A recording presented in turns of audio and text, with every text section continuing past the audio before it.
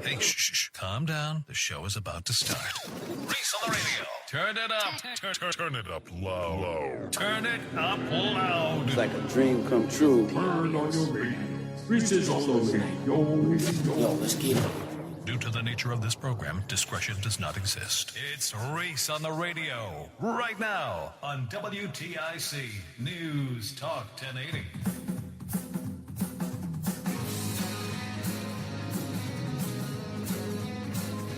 We're almost there.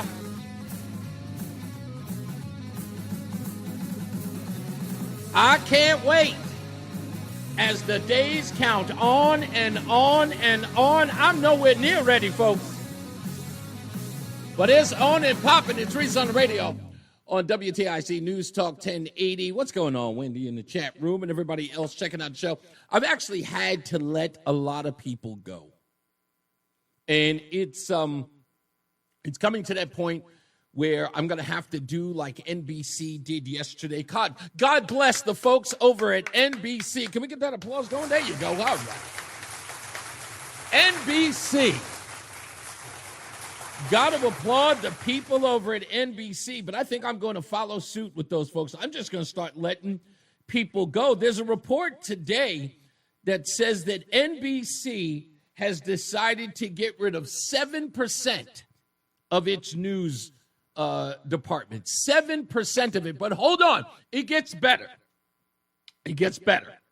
Not only did they drop 7% of its news department, it's who they let go. Which departments they let go. And hold on. I want everybody to sit down for this one because you're going to ask yourself, why would they do this? I don't know. But no one's happier than me. It couldn't have happened on a better day. It's Negro Nonsense Day on Reese on the radio. NBC has announced that it began implementing layoffs affecting approximately 150 employees. As I said, representing 7% of its newsroom. What is leaving NBC? What did they decide to depart with?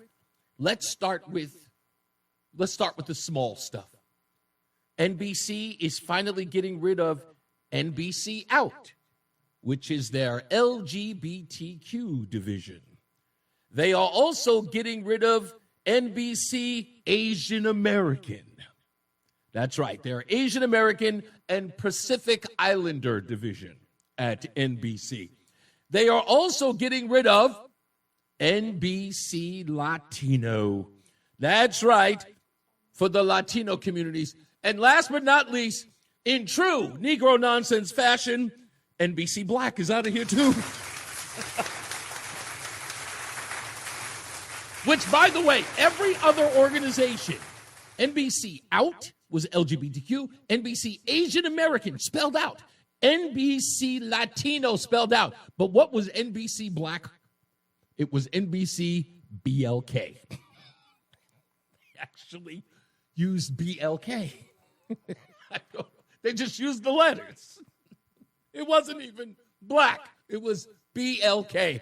I guess, what would you say, Roseanne's like for BLM? Too many letters. Asian American wasn't too many letters.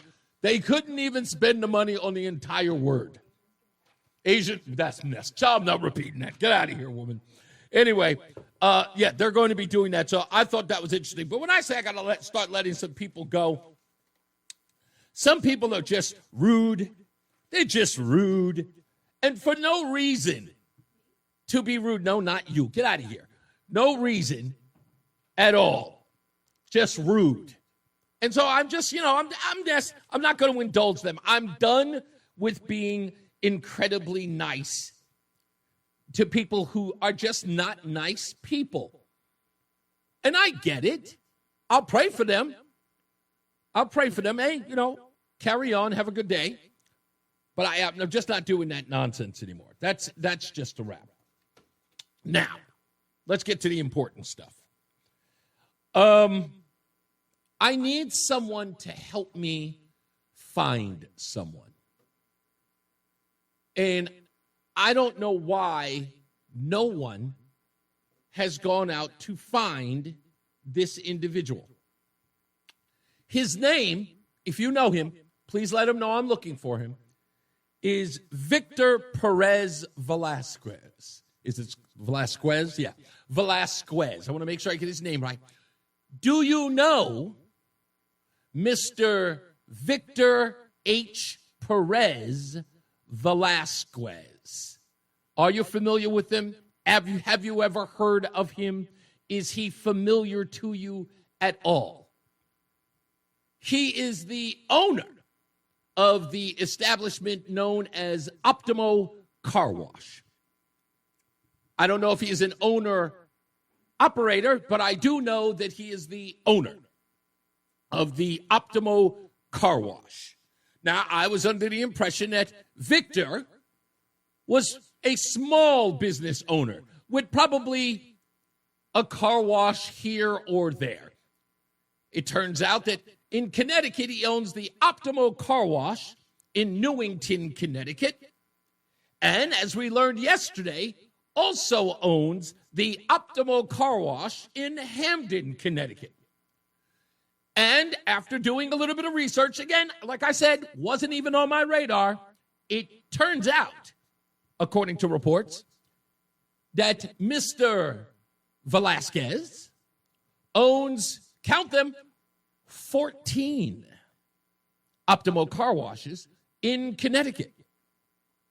It appears that there is another location in Wallingford, in Meriden. There are 2 in Newington, 2 in Southington, 2 in Ansonia, Cromwell, the one I've aforementioned on Dixwell Avenue in Hamden, 1 in New Haven, East Windsor, Bristol, New Britain. Yes, he owns them all, according to reports. I called a Victor by accident today. I received his phone number, got on the phone with him, and it turns out that Victor is the general manager. Now, the only reason why I looked this up, because I want to say this is how it happened. I recorded our conversation, which I did not get permission to play on the air, so I am not going to play it. But I can tell you what was said. And if anyone will ever ask, I have verifiable proof that I asked it and it was answered. I simply said, hello, is this Victor? And he said, yes, this Victor. Oh, are you the owner of Optimo Car Wash? No, not the owner. Oh, can I speak to Victor? He no here. Okay. Do you know when he's coming back? No, I don't know. Who this? Well, this is Reese from WTIC. Okay. Well, I would like to know some information about the ICE arrest at the Hamden location. Oh, no, I don't know nothing. Well, no, I don't want to know anything. I just want to know if you have a statement about the arrest. No. I'll give Victor your info. And he hung up the phone. To which I called back. And I said, Victor, what is your capacity at the Optimo Car Wash? And he goes, and he couldn't find the words. And he says, I'm the manager. I said, oh, you're the manager at that location? Because I thought I was calling Newington. He goes, no, I'm the manager at all the locations. I went, ooh, all? He didn't say both. He said all, and I pay attention to that. All the locations? All the locations, he responded. And so I looked it up, and there we have it. 14 locations. And the general manager barely speaks English. Maybe first-generation immigrant. I'm not suggesting that because he doesn't speak English well that he is an illegal. I am not suggesting that. But it's worth looking into. Just saying. And then it dawned on me. We have the Newington location where they grab 7. We have the Hamden location where they grab 8. Is ICE going to be going to all the locations? It seems like it. It appears that there is a pattern. But the pattern should be about Victor Velasquez, not ICE.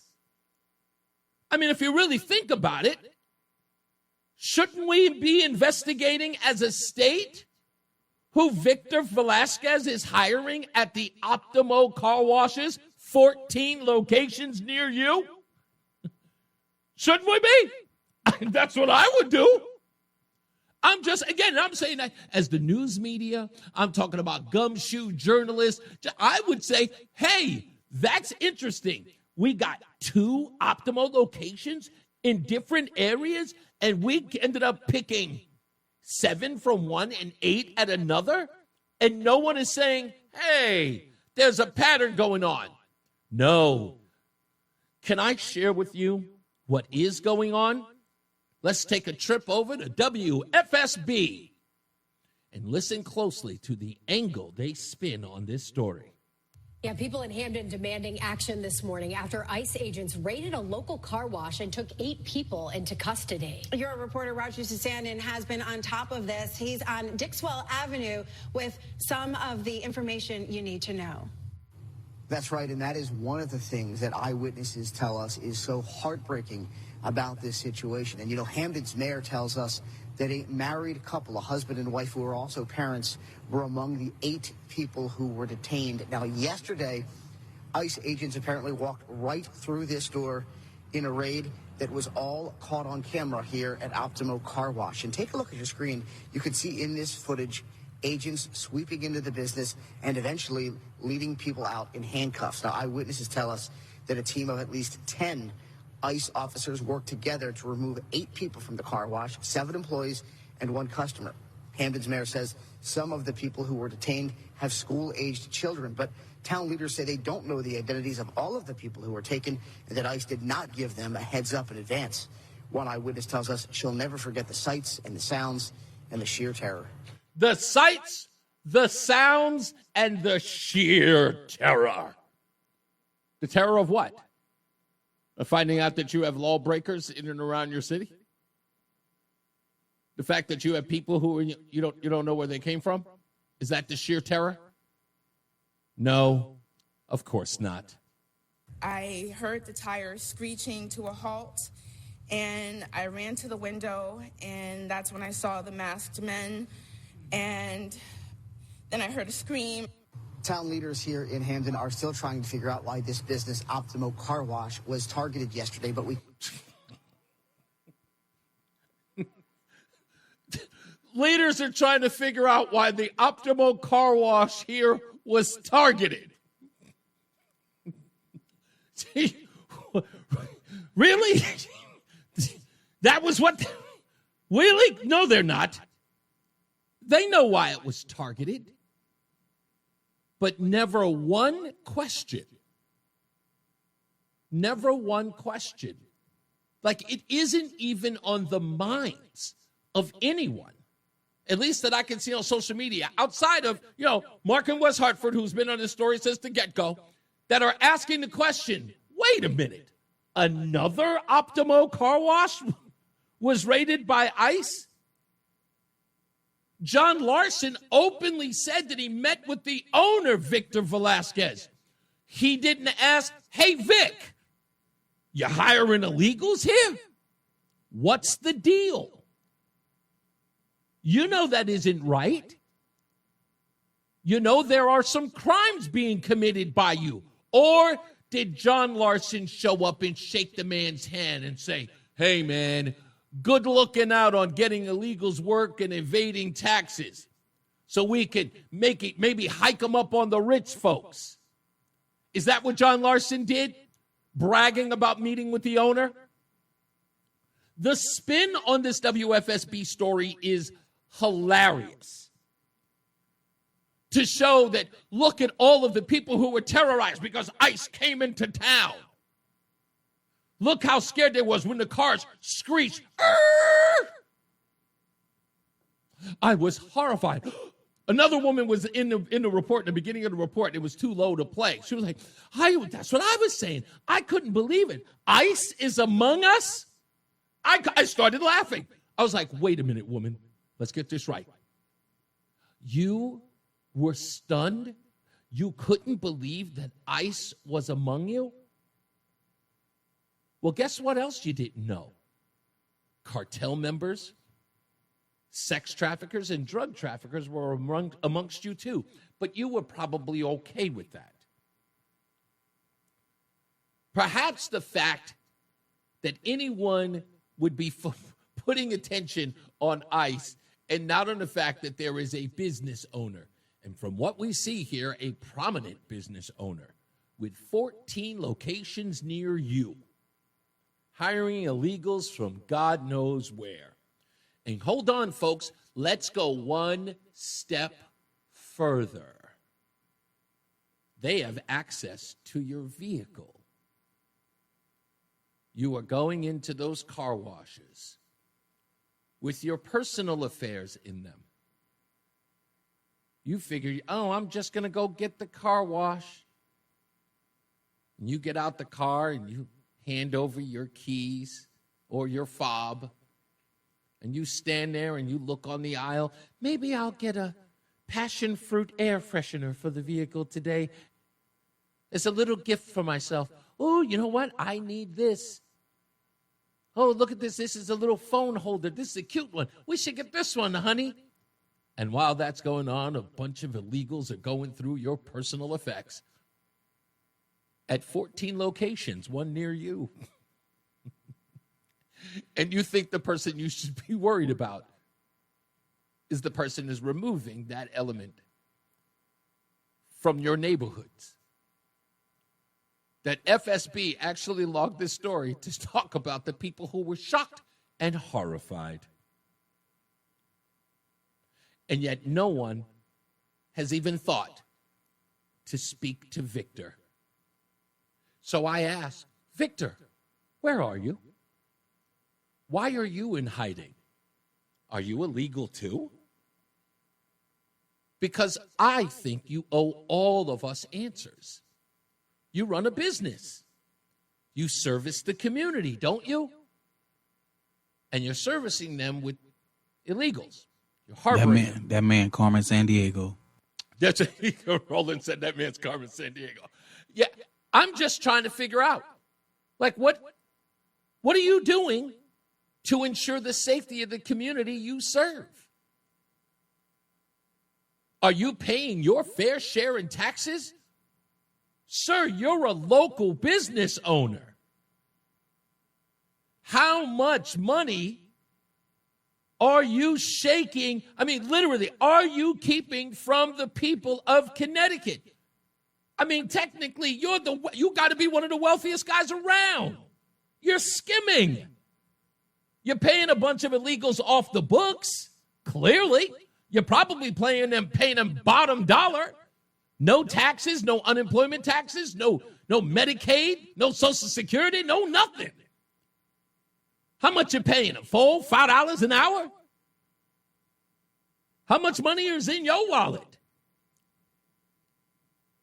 Everyone is busy talking about ICE, and we're talking about a local business owner with 14 locations, one near you, I'm sure. And not one person is running to find out who that guy is hunting him down to get answers. Hey, Victor, we got some splaining to do. Get on it, folks. Get on it. It should not be left to me. It shouldn't. Can I make this worse? Can I make this worse than what it already is for Victor Velasquez? Let me make it worse. Ladies and gentlemen, there is also a location on 598 Memorial Parkway in New Jersey. There's also a location in 27 Southwick Road in Westfield, Massachusetts. There's also a location on 2000 Murphy Drive in Bedford, Texas. And last but not least, at 8405 North Stemmons Freeway in Dallas. Yes, that's right. He doesn't just own 14 locations, one near you. He owns 18 across the country.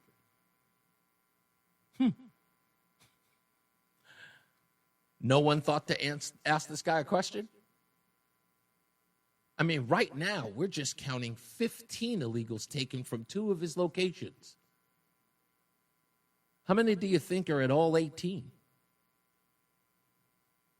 If anybody was an inquiring mind, they'd want to know. Maybe it's just me. Maybe. When we come back, I've got some very, very troubling details to share with you that may cause this. The rabbit hole may go really, really deep on the Mimi Torres story. We're trying to get in touch with the person who did this reporting and the information they have. There were some questions that I asked yesterday. I'm going to break down exactly why those questions were not only valid, but from what we know now in this reporting, that every reasonable answer to those questions may come to light. And there's a little bit of chicanery that happened in the courtroom in all of this, and we'll play you some audio from that as well. All right, stand by for that. By the way, if you know Victor Velasquez, just tell him, hey, we're looking for him, okay? Maybe you can answer a couple of questions, at least to us, because the regular news media has no interest. Okay, 14 locations, 15 people arrested by ICE. I say there's more. I think we need to go to all these locations. All right, we'll be back. I'll holla. It's Reese on the radio on WTIC NewsTalk 1080. Fan of WTIC? Then do us a favor. Download the free Odyssey app and favorite WTIC. Hey, we're back. Reese on the radio, WTIC NewsTalk 1080. Rollo's in the chat room. And I get the accusation that I'm arrogant from my detractors. And, okay. If I'm arrogant, it's for good reason in your view. And let me explain to you why you think I'm arrogant.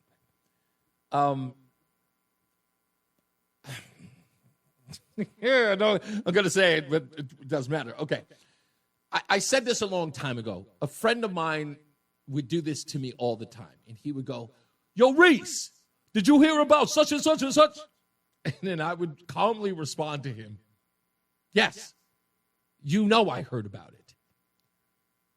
and he would go, why you always know everything? And I'm like, it's my job to know this. So instead of going out to find news to find out if I know about it, just come to me. I am your news source. Self-appointed, I might add, but I am. People call here all the time, and you get it. Some people, they laugh about it. They go, hey, Reese, did you hear about blah, blah? I was like, yes. And then I'll give them details on the story. We're like, dude, it never fails. When I think you don't know about a story, you do. It's nothing to do with that. I breathe. It's my oxygen, okay?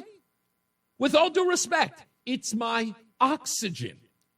It's why I'm on this planet right now, with the exception of taking care of my wife and buying her every little frivolous, ridiculous thing that she wants. But it's my job to know these stories and to be abreast of them. Because I don't bring them up on the show, it's usually because it's not the news that people make it out to be. With all due respect, I get why newsrooms do the stories that they do. I've worked with these producers. I know why the stories are out there. Okay? It is narrative building. It's not about importance. So when somebody comes to me and says, hey, Reese, did you hear about the young Republicans and their secret, conversations on Telegram? I'm like, yeah, of course I know about it. Of course I did. I did it yesterday. It was part of the headlines. So for those of you who missed it, let me read it back to you. Leaders of the Young Republicans group throughout the country worried that what would happen if their Telegram chat ever got leaked. But they kept on typing anyway, according to Politico. They referred to black people as monkeys or the watermelon people in jokes that they were making online. These are the things that they said. These were staffers, people who are not in political power, who were making these statements. In fact, Politico admits there were 28,000 comments inside these private chats. Of all 28,000 1,000 of them. They found the gay slur for homosexuals, the F word, the word retarded, and the rap version use of the N word, a combined 251 times out of 28,000 text messages. 3 words combined 251 out of 28,000. Now, let's put this story to bed, and I'm going to use former Congressman Peter Mayer because he's saying the same thing that I said yesterday.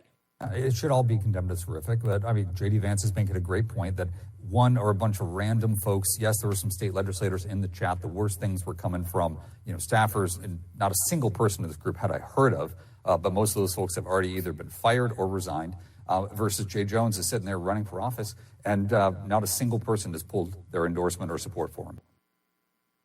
Okay?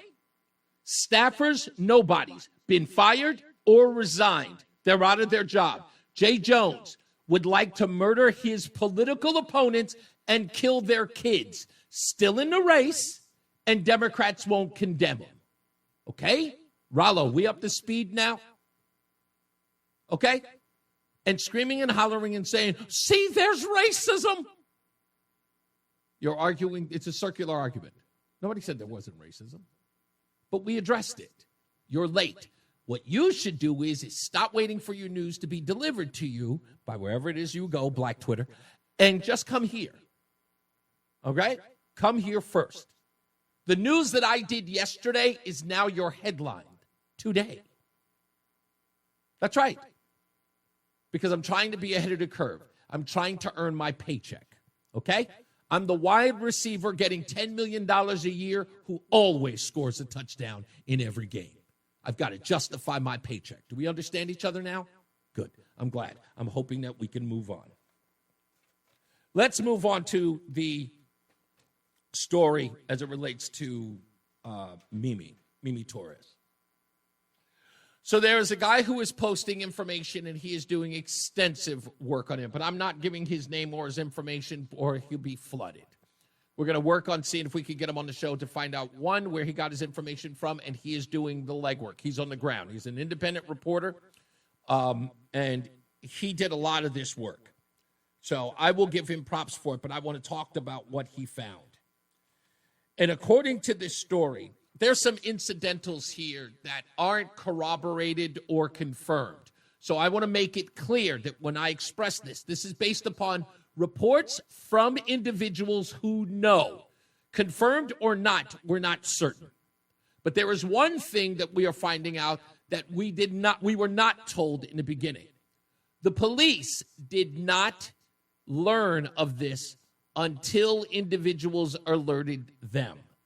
But there was something that was going on that just didn't make sense to me. And it had to do with the young man and the boyfriend, I should say, whose name is Jonathan. And Jonathan appeared in court yesterday with a lot of bruises on his face.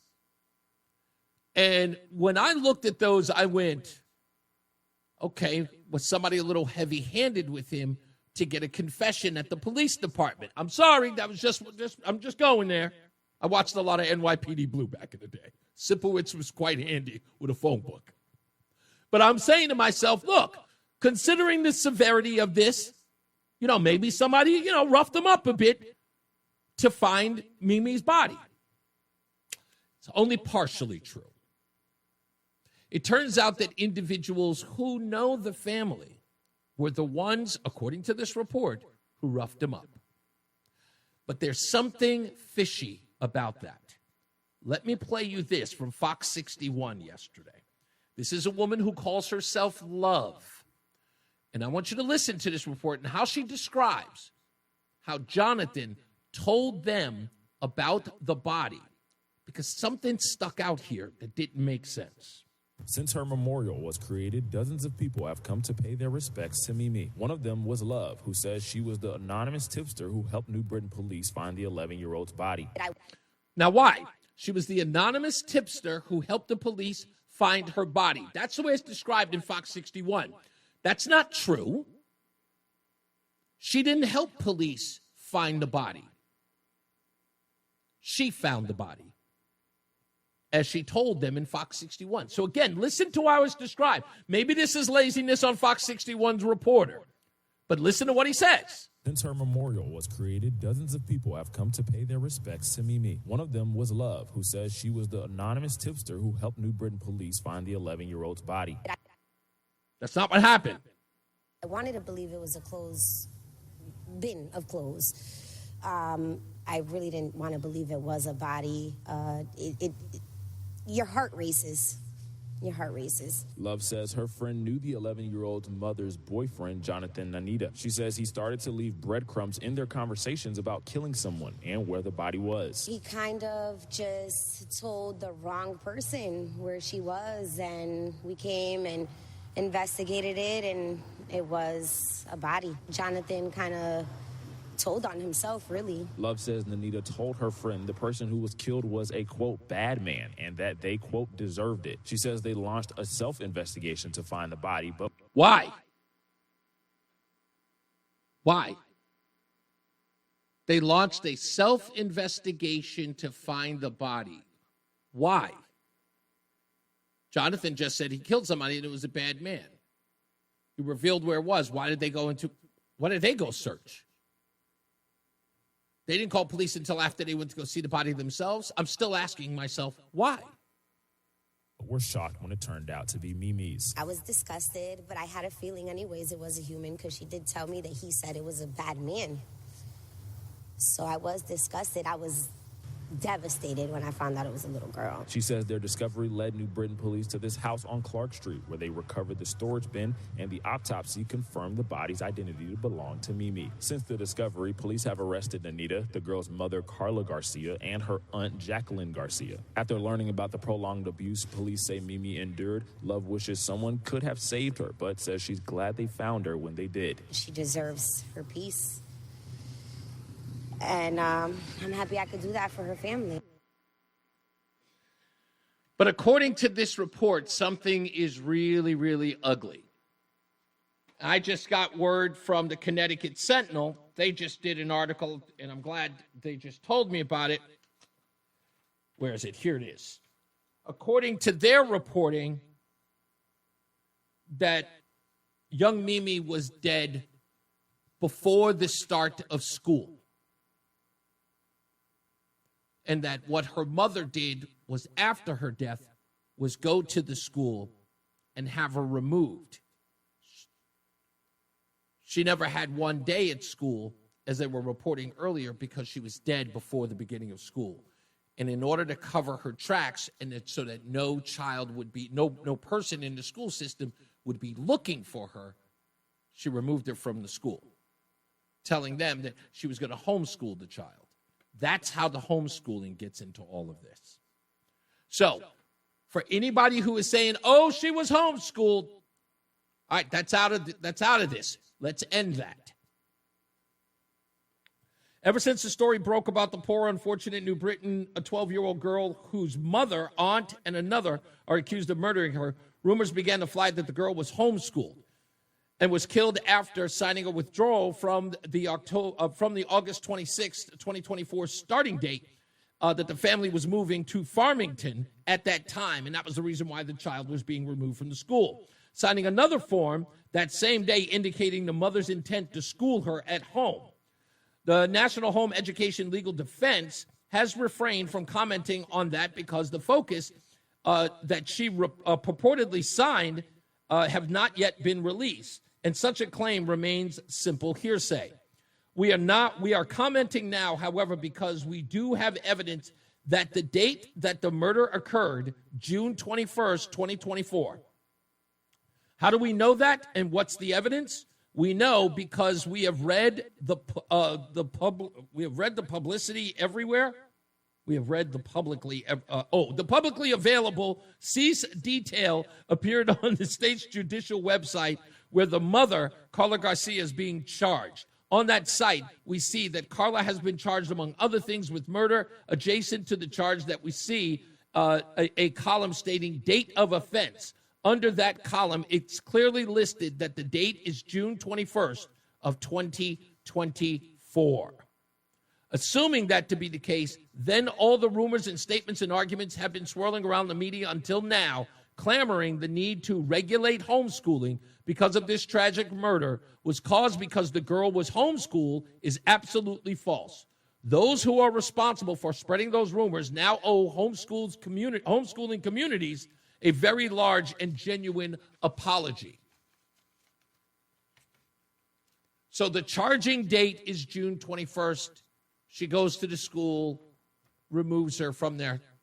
Homeschooling played no role. Homeschooling was used as a ruse.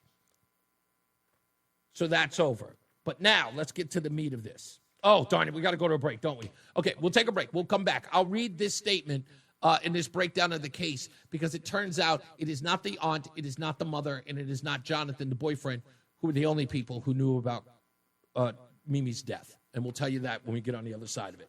Stand by. It's Reese on the radio. It's Reese on the radio on NewsTalk 1080 WTIC. Yeah, finishing up with this story about, what's her name? Mimi Torres, the 12-year-old, or 11. Well, she had just turned 12. So she was actually dead before her 12th birthday, according to all reports. So yesterday, WFSB got a hold of the aunt of the mother of Mimi. Okay? She is the aunt of the mother and sister who are now alleged to have killed Mimi. And in that report, I think it was around 6:30, it aired yesterday. I watched that, and I'm listening to the aunt tell this story about how they didn't know, nobody had seen Mimi, had any contact with her. And I knew that there was just something off about all of this. And in the report, you could go watch it yourself on WFSB. This aunt says that she's the one heard making an outburst in the courtroom, screaming at Jonathan, "You're a baby killer, you're a baby killer." Well, after further investigation into that, I kept saying in my head, what, according to everything that we know, Jonathan is literally just a patsy here. He's the one who discarded the body. No one has ever alleged that he killed Mimi, ever, until the courtroom. And then I get this report, which says that there were several individuals who showed up at the scene where the body was found, and one in particular person, I'm not going to put them on blast until we get to the bottom of this, until I interview this guy. But there was one family member that showed up on the scene and said, allegedly, screaming, "You guys have been traveling with that body for a week in the car." Which, if that report is true, and they heard it, that means that there were several others who knew about this. In fact, they are also suggesting that in the courtroom, it was a planned idea to focus all the attention on Jonathan, to give the impression that families were blaming him. That's what the report says. That is all alleged, and we're going to get to the bottom of that soon. And I promise you we're going to get to the bottom of that. There's so much other stuff that goes on here because we were asking the question yesterday, how did her father, Victor, not get custody? We found out that apparently at birth, the reason why the grandparents, Victor's parents, got custody was because both parents were incarcerated at the time. And there was only one person, I guess one family that could take care of them. Naturally, the paternal grandparents. Because I don't think that there were any maternal ones that could. But still it raises alarms as how the hell do we get to the point where DCF gets involved and takes that child away, knowing there's a criminal record related to it's insane. We got to get to the newsroom. John Silva is in the WTIC News Center. And we'll be back. It's Reese on the radio. Reese on the radio, making sense of the news. Yeah, even when it makes no sense at all. Now on WTIC, News Talk 1080. After we do headlines, I'm going to do something a little controversial here as it relates to this story with Mimi. A conversation my wife and I had yesterday about the relationship with her mother. You don't want to miss this, because if you are Hispanic on the program and listening to the program, I want to hear from you about this. It's a weird theory, but it goes based on this report and my conversation with my wife as it relates to her mother. But I'll explain that in a minute. But let's get to some headlines.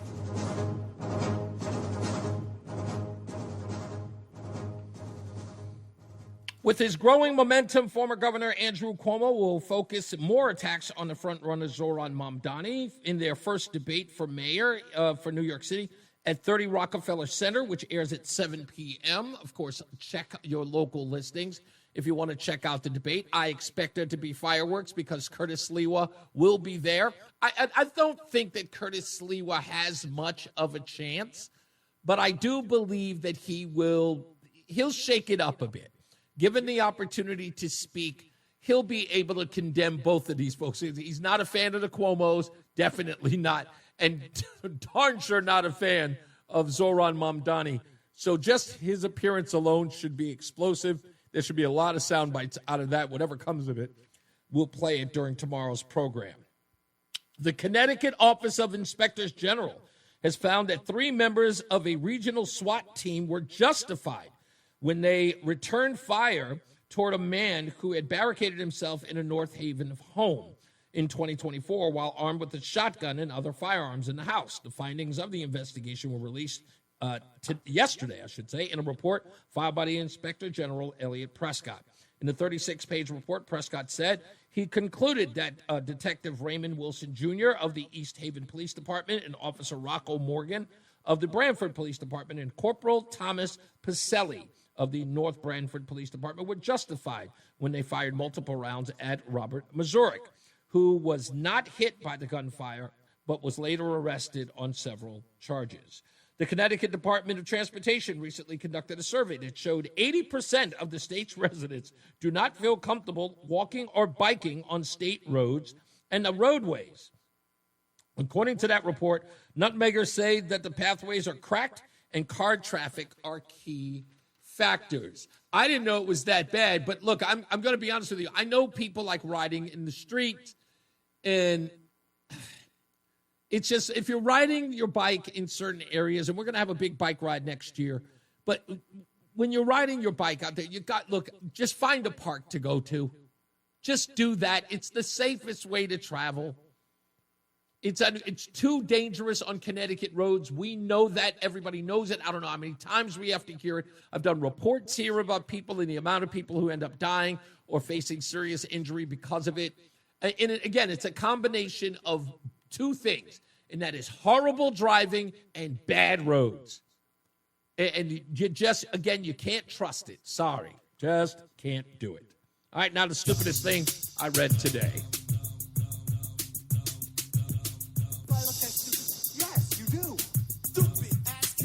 Could very well be the stupidest person on the face of the earth.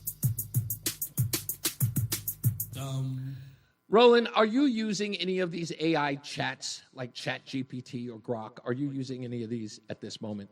Like, do you even investigate them? No. One of my boys is real into it, though. Really? Okay. He's making songs with it. Really? Okay. Yeah. Well, I've been using them quite a bit, right? And I like them because for research, they're really, really great. And you can be specific. Like, I was just telling Mark in West Hartford today that if he's asking me, he's like, how do you do your research? And I'm like, if I'm looking for stories that I may have missed, I can ask Grok, give me 10 stories that are important, but the news media isn't covering. And it will go out and find all of the articles and the links to those stories without any spin. It'll just tell me what their stories are. This is a hot story. This is a hot, event that's going on in New Haven. This is happening in Bridgeport. It'll give me a list. So if I specify my search, it will tell me. It's better than Google and all that other nonsense. But this story is probably the best because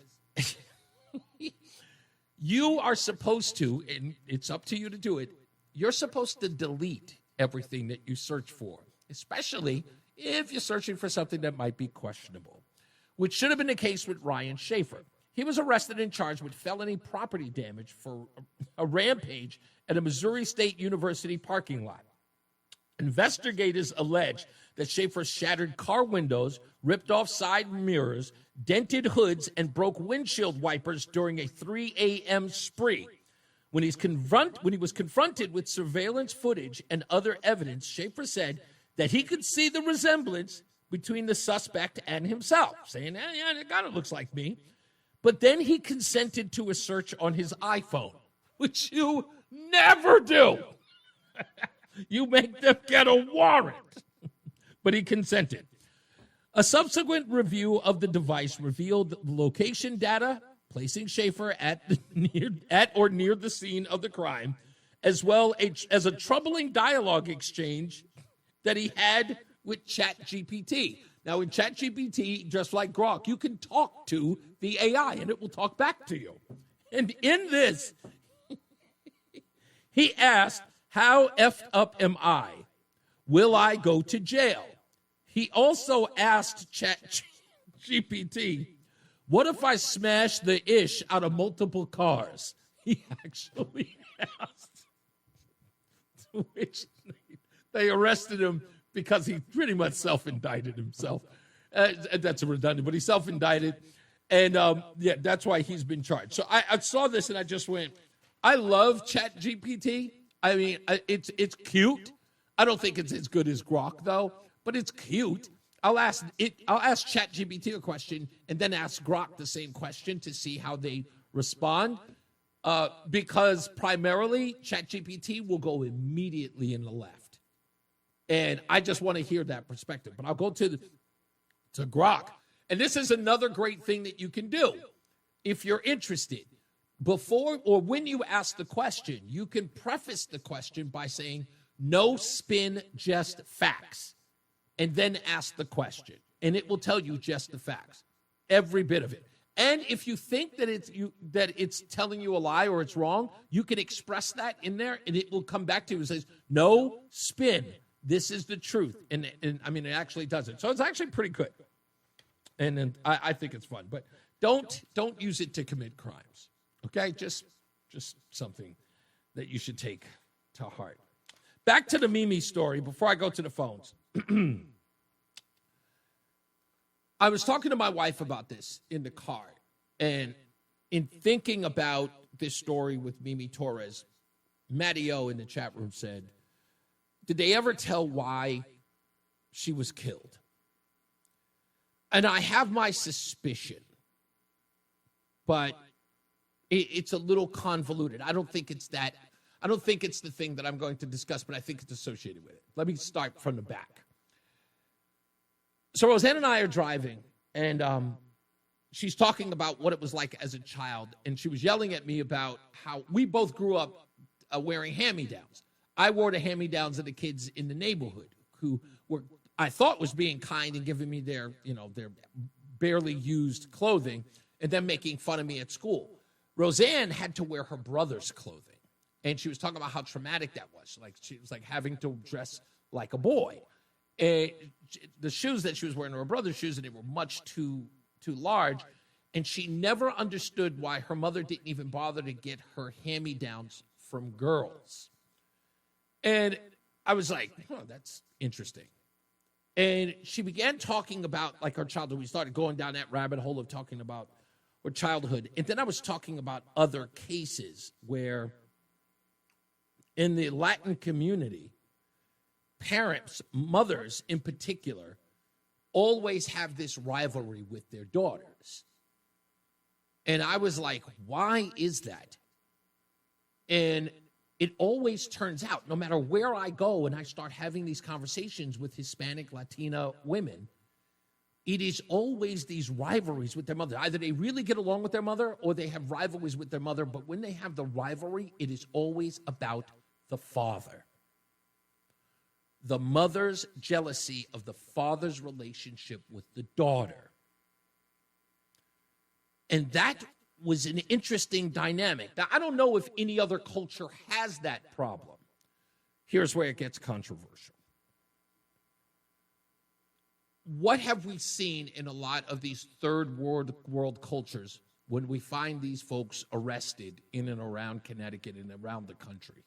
What is the overwhelming charge we keep seeing? You know.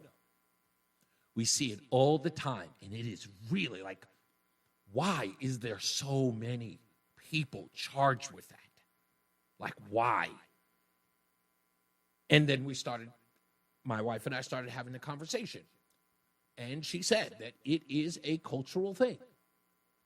And I'm like, cultural, like what? She's like, yes, it's like, it's one of those taboos. Culturally. Now, I'm not sitting up here trying to condemn an entire group of people because, as you notice, I named no group. I didn't name any country, any region. I'm just saying that culturally, everywhere I go, speaking to the Hispanic community, this seems to be talked about all the time, that this is a problem. And again, mothers having problems with their daughters as it relates to this. Now, with that being said, let me go here. Carla resented Victor's involvement in stable family life with his mother, Patricia, raising the girls for 8 years.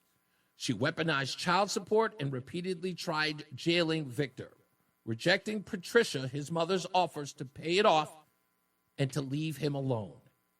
They say that she snapped when Victor started a new family, leading her to aggressively pursue custody. That's according to this report. They say that Victor stayed involved from jail. He reunited briefly with Carla, the mother, and later moved to Florida to build a better life for his daughters. The family sent food and snacks to Nina via school connections, and it persistently checked on Mimi, verifying her school enrollment. After suspicions, they confronted Jonathan to locate Carla. Oh, okay, this is the latter part of the deal. But what they're saying is that there have always been this rivalry when it came to Carla and the biological father, Victor, and him trying to pursue a relationship and connection with his daughter, Mimi. According to this report, that drove Carla nuts. And that anger and animus was always directed towards Mimi. Which, to answer Mattio's question, I think that's what led to where we are.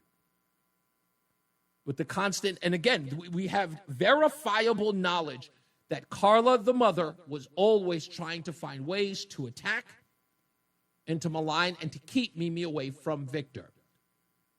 Mimi was, in essence, the pawn in all of this, which I'm only suspecting here sounds like how we get to where we are, because it doesn't make sense outside of that. You know what I mean? It doesn't make sense unless you are trying to punish the father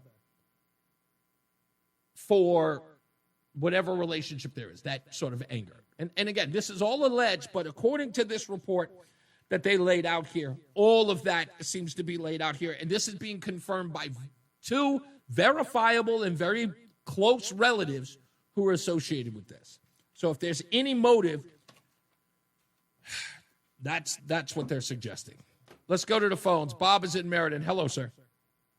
Yes, hello, Reese. Thank you for picking up the call. If you don't mind, if I could go back on the subject of accidents, pedestrians being hit in Connecticut and nationwide. I know they have a new law about helmets being required for electric bikes, but this is, just a recommendation, do you think if they made a law that people not on sidewalks but jogging or driving bicycles in the road need a fluorescent vest? Do you think that would cause more accidents, or do you think it would reduce them? I think that if it's during the day, not so much. I mean, there's a reflective vest during the day is almost sun glare. Yeah, because first of all, that could be damaging. Because remember, the sun glare could probably get in someone's eyes while they're driving. They make police officers wear them, and they make construction people during the day wear them. Wear them where? If you're a construction person and you're on the road, it's yeah. But if you're in a mandated by construction, see, again, you're kind of making my point for me. If you're at a construction site, you're not riding down the road. You are stationary. You're in one particular region, right? If police officers, let me finish, please. If you're a police officer and you're standing in the road, you're standing in the road. What I'm talking about is if you are a bicycle rider during the day with a reflective vest. Or at night. No, we're talking about the day. I know about the night. The night is self-explanatory. I don't need to address that. But in the daytime, if the bicycle rider is driving, imagine he makes a turn, that reflective light happens immediately at that time and gets right into the eye of a driver, you're creating a hazardous situation. Okay, I got you. Sounds good. Thank you for your input. Not a problem. You know, Stevie V, he said something interesting in the chat room when I was talking about what these people come to me with subjects and I have an answer for it. Let me read what he wrote. He says, what callers who often try to challenge you or argue with you don't realize is that you work blind without a call screener and you respond accordingly to the benefit of advanced notifications, without the benefit of advanced notifications. Yes, I don't know what you're calling about. I assume you're calling about the subject I'm talking about, but if you ask me about other stuff, I'm already prepared. My point exactly is why I do the homework, so I'm not caught flat-footed. Let's go to Mark in Windsor. How are you, sir? Hey, how you doing, Reese? And hello to all your men and women listeners out there. Mm-hmm. How are you, sir? And I can't complain. I've been worse. Hey, Reese, have you ever heard the term parental alienation? Yes. Very much aware of it. In fact, I know a lot of girls back in the day who used to do that as a, it's sort of like as a retaliation towards the individual or the baby daddy, so to speak. It was always that child was neglected based upon the relationship of that individual's father. Yeah. Where the custodial parent, usually the mother, exerts control, or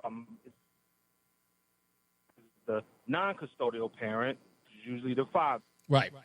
With the child, right, and whatever, and the child support. And I don't understand. I do not understand why DCF gave this woman.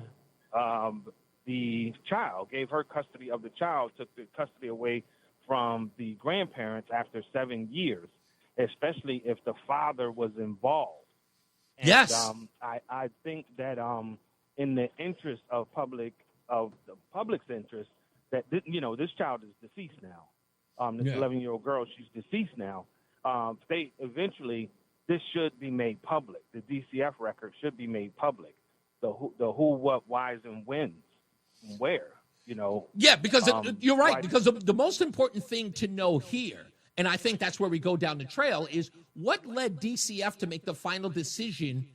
Because there must have been a court involved, right? That says that they can legally remove the child from the only home that she's known since birth, right? Because both parents are incarcerated. They have the child since birth. 7 years, literally going through life, growing up, going to school, gaining friends, living in a community, and then saying we're going to uproot that child from the only place they knew somewhere else. And DCF had the right to do that, clearly with the court's assistance. What led to that? Riddle me that. Man. Thank you. I just, come on, Batman. We got to get to it. We have to get to it because if the father was involved, the grandparents were involved, she had stability, continuity, a support system, and then to put her in, from my understanding, the mother's a crackhead.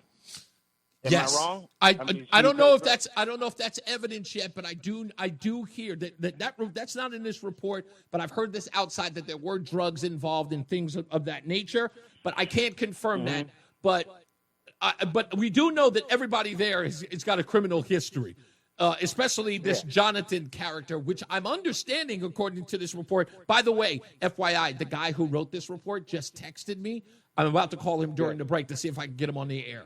But I'm going to get to the bottom of that, I promise you, Mark. Let me go to a break, man. And good hearing from you. I haven't heard from you in a while. I'll talk to you soon. Have a great one. You got it, man. Let's take a break. We'll be back. I'm going to talk to this gentleman real quick, see if I can get him on the air. If not, see if I can get some information for him for air. So stand by. It's Reese on the radio on WTIC, News Talk 1080.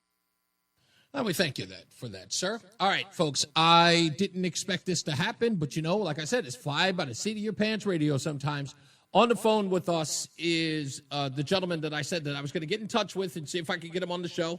He reached out to me. He is on the line now. He is known as Los Fidel, and he has done some extensive reporting on the death of Mimi Torres and joins us today. Los, thank you very much for being part of the program on such short notice and being able to share the information that you gathered on this. Let me go sort of ahead of all of this and ask you just one question. Have you been able to get any information from your sources that have explained to you or been able to relate to you what may have been the cause of all of this abuse that Mimi may have allegedly endured? Do you have any information on that?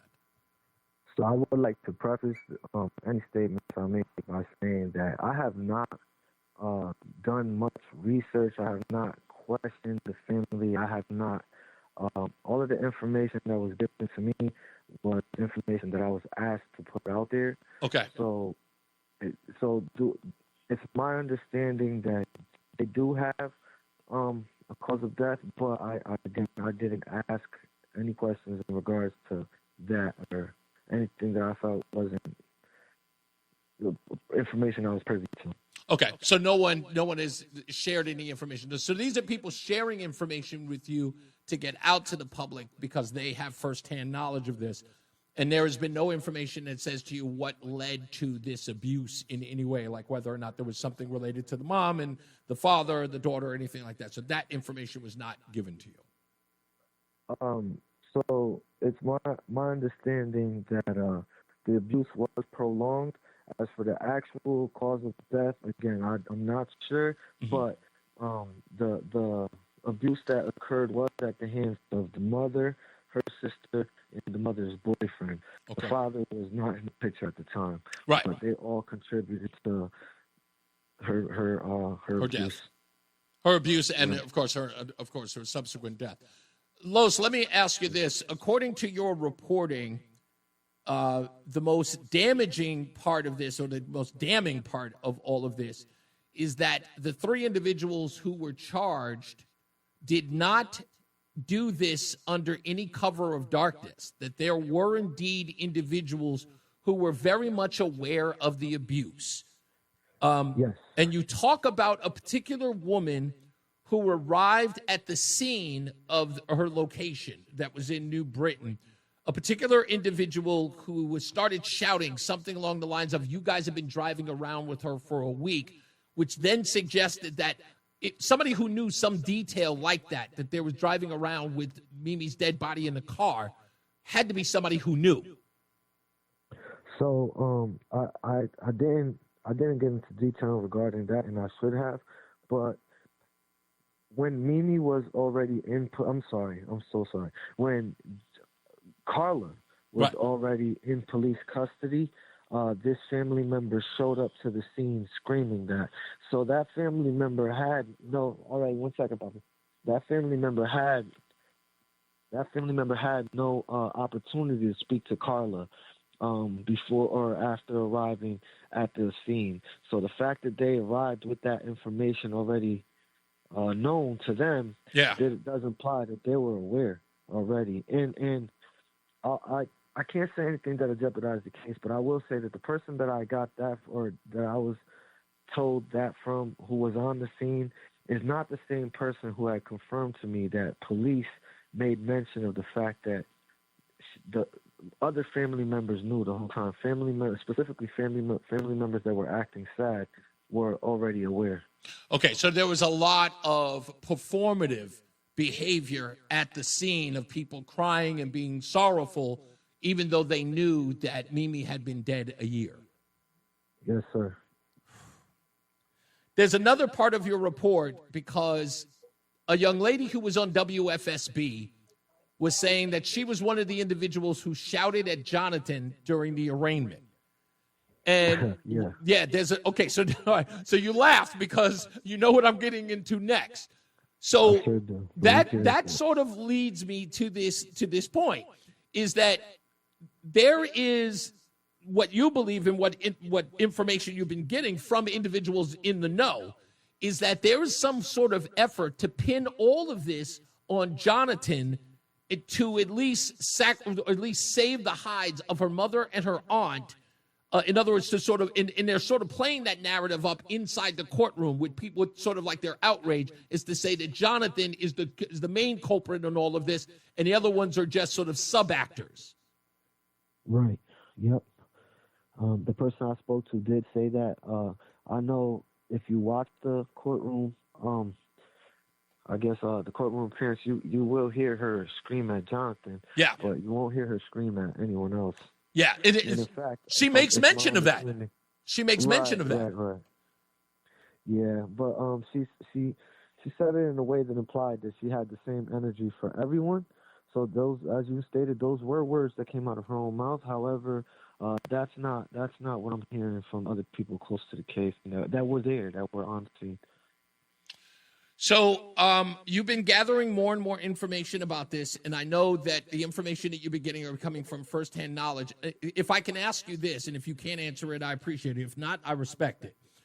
Sure. Are these family members, or these people who are in the know, are they coming to you because out of fear of, obviously, of retribution, but they're getting it out there because they want more information to come out that they cannot give themselves out of fear of retribution or whatever the case may be? Are you the conduit to get that information out? Yeah, I think that's fair to say. I mean, truth is, I live in New Haven, so I don't really run into these people in New Britain and Hartford, and I don't really either fear for my safety either. You know, I'm not really concerned with any threats or anything that may come of this. So it's also another thing is that when I put the information out there, police can just write me off as an unreliable source or whatever. But when the family starts to do it, now they can potentially be I forget the word. But subpoenaed? And jeopardize the case in different ways. Right. So. Okay. Another thing too is because of the efforts to paint it, put it all on Jonathan, and not hold the people that are responsible. Then you could have something like what happened with Casey and Kaylee Anthony, where mom got away with it. So we just want to make sure that the truth is out there, regardless of the outcome of the case. Right. That's all. That's the only thing that anybody can ask for is that the fact that all of this is the truth comes out. The people who are responsible are held responsible. And those who are pretending, like I said, we may learn that there were other individuals who aided and abetted in this, but that investigation, in order for that to happen, they've got to listen to the people who know. They can't, because I do believe, and we're trying to find this out, is that whether or not people are so concerned or embarrassed by this, that they will make this an open and shut case before we get all the evidence. So I thank you for, when I found your thing popped up on my screen, you and I don't even know each other. Your Facebook feed ended up on my screen, and I went, oh, who's this guy? And then I started going through your material, and you were actually corroborating a lot of information I was getting. So that was the reason why I contacted you. So, Los Fidel, thank you for all of your work. If anything comes up, you have my cell phone number. Please get in touch with me. We'll either get you on or we'll just share what you learn, okay? Yeah, I would just like to know, too, that I put out some of the information before the press conference, and police only corroborated what I said and added validity to the truth behind it. I've been trying to be careful. There are a lot of other things that I've been told that I've held to myself. And okay. I believe a lot more information will come out. But there's. Well, listen, let me help you. Let me help you this way, Los. And I think this will be helpful to you. If you're concerned about that, what I'm going to do is I'm going to get you in touch with our guy, Mark Walsh, right? He is our reporter on the scene. He is literally on the ground. If there's anything that you need assistance, this guy knows all the players and all the people. So he knows somebody who knows somebody so that you can get the information that corroborates what you're learning so that you're not out there putting yourself on a limb legally, okay? Okay, I appreciate that sincerely. Not a problem. All right, thank you again, Los Fidel. We'll keep in contact with you and we'll bring you back as soon as we need. Okay. All right, sure. Yeah, man. Thank you. So there it is, from the horse's mouth. The guy who's getting information, family members and people in the know are contacting him, giving me the information, using him to convey what they know. Let me go to Mark, who ironically is on the call. What's going on, sir? Yeah, I'm sure glad he came forward. Yeah. It's not easy. I understand. You can hear his reservation, but you know what will happen is he's going to realize after this phone call he did the right thing. Yep. And that feeling there, you just can't describe. So I'm hoping that he'll be part of your show from here on in, at least regarding this. Yeah. So the other day, I said I want to create Mimi's Law. Well, there's about 10 of them now, so I'm going to have to think of something different. No, you don't. No. You just join on to the Mimi's Law and see if we could with everybody. Yeah, we could tag along. Yeah, exactly. But with 10 people on it, we could could do something. And I guess I spoke really without having a full understanding. So yesterday I spent a good time talking with friends and family. Most of my family wears blue, and my friends and I've got the Reese Hopkins version in the police department that I go to when I really want to find it, like when I'm stuck. Right. So this is what I said the other day. What I wanted to do is have the mandated reporters be forced to tell the police department in conjunction with DCF. But either way, it's not an or, it's not police. But then I found out yesterday, and this is disturbing, I want everybody to pay attention. So if, let's say you do call 911, the police go there and they see there's abuse, neglect, they pass it off to DCF. Basically, that ball never gets handed back to the police department. And as we know and see what happens with Connecticut DCF, we are relying on these people to do thorough investigations, which, first of all, my police friend said that they're not qualified to do these type of investigations like a police Because if officer. somebody was breaking the law, how would they know? It's DCF. So what he told me is that without them passing the ball back, when they're done doing their thing, their decisions, whatever they came up with, at least the police department now, whether it's a detective division, wherever it's advanced within the departments, they know how to look at these. They'll be able to review everything and say, like, hey, no, don't close the case yet. Right. You need to do this. You need to do that. But I cannot believe that. I just assume that police are involved all the way through. Yeah. Once there is a report of neglect or abuse. Yeah. That's the law that needs to be changed. Exactly. We need to make sure police are playing as a partner to DCF all the way to the end. It would change. So when there is a final report, we're going to see both of them sign off on it. Yeah. Not these incompetent. Listen, they're incompetent. We know that. But we now need the local police department, wherever the neglect and abuse took place. And the last thing I'll ask you, I gotta take a break. I'm sorry, man. We'll talk tomorrow. You got it, man. All right, thanks, man. All right, let's take a break. We'll come back. More news, more views. We got traffic and weather coming up, and of course, much more to the program. Negro nonsense coming up very soon. It's Reese on the radio on WTIC News Talk 1080. It's Reese on the radio on News Talk 1080 WTIC. I forgot. I actually have to mention that we've got Larissa Dolly on the program tomorrow.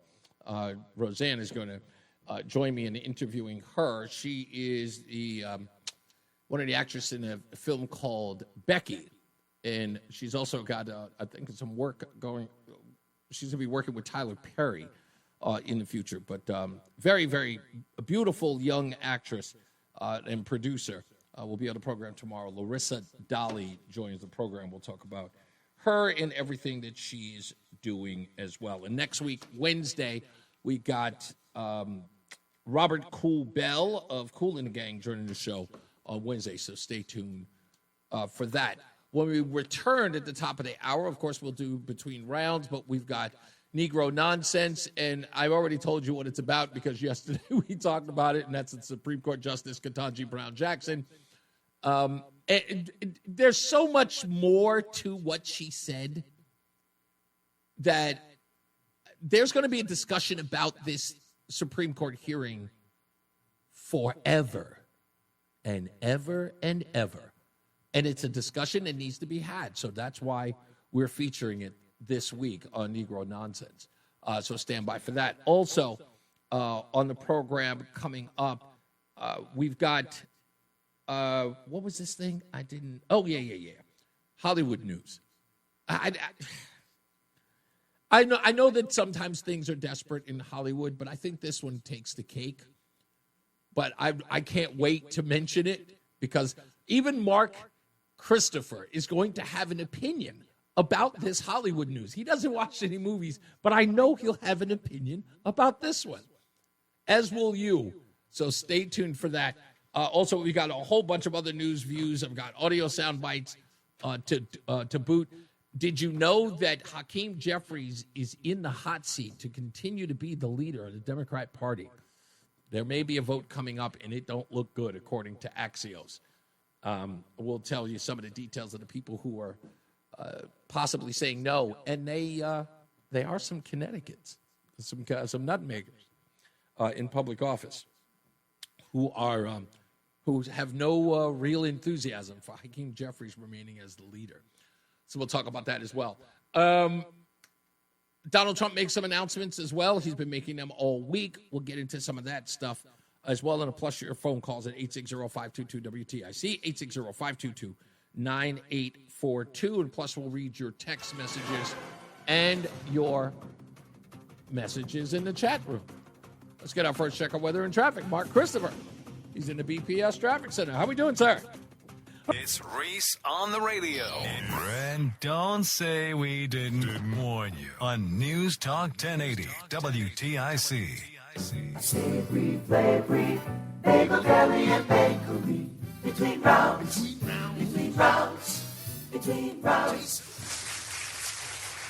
I forgot where I was. There she is, Cynthia G. of Tallinn. She is the winner of the Dozen Bagels a Month for 6 months, courtesy of Between Rounds, the Bagel Bakery and Sandwich Cafe, located in South Windsor, Vernon, and Manchester. Don't forget, you can always pick up a bacon, egg, and cheese chipotle mayo from Hellman's, and avocado bagel. It's called the Becca. 50 cents of those proceeds go to the Food Share of Connecticut Food Share. So be a part of that. Also, if you'd like to win a dozen bagels a month for 6 months, you got to go to reeseontheradio.com. That's REESE on the radio.com. Don't forget, you got to live in the state of Connecticut, and also you can not have won in the last 6 months. And you cannot be Roseanne.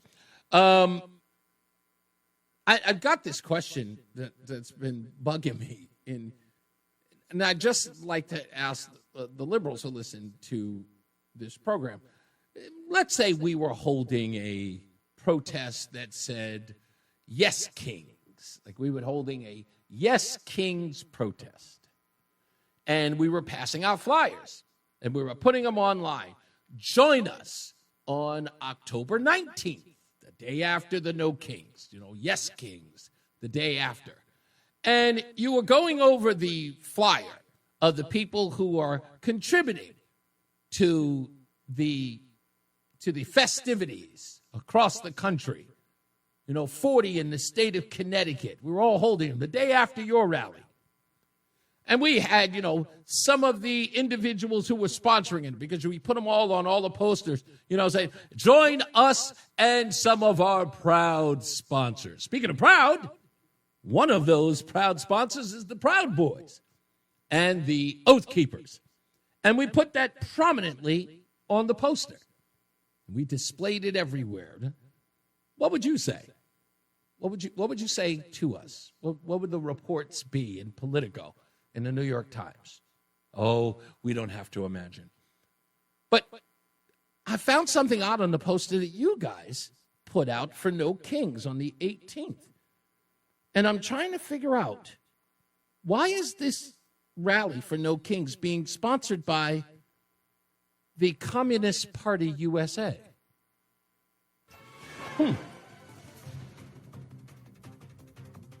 Explain yourselves.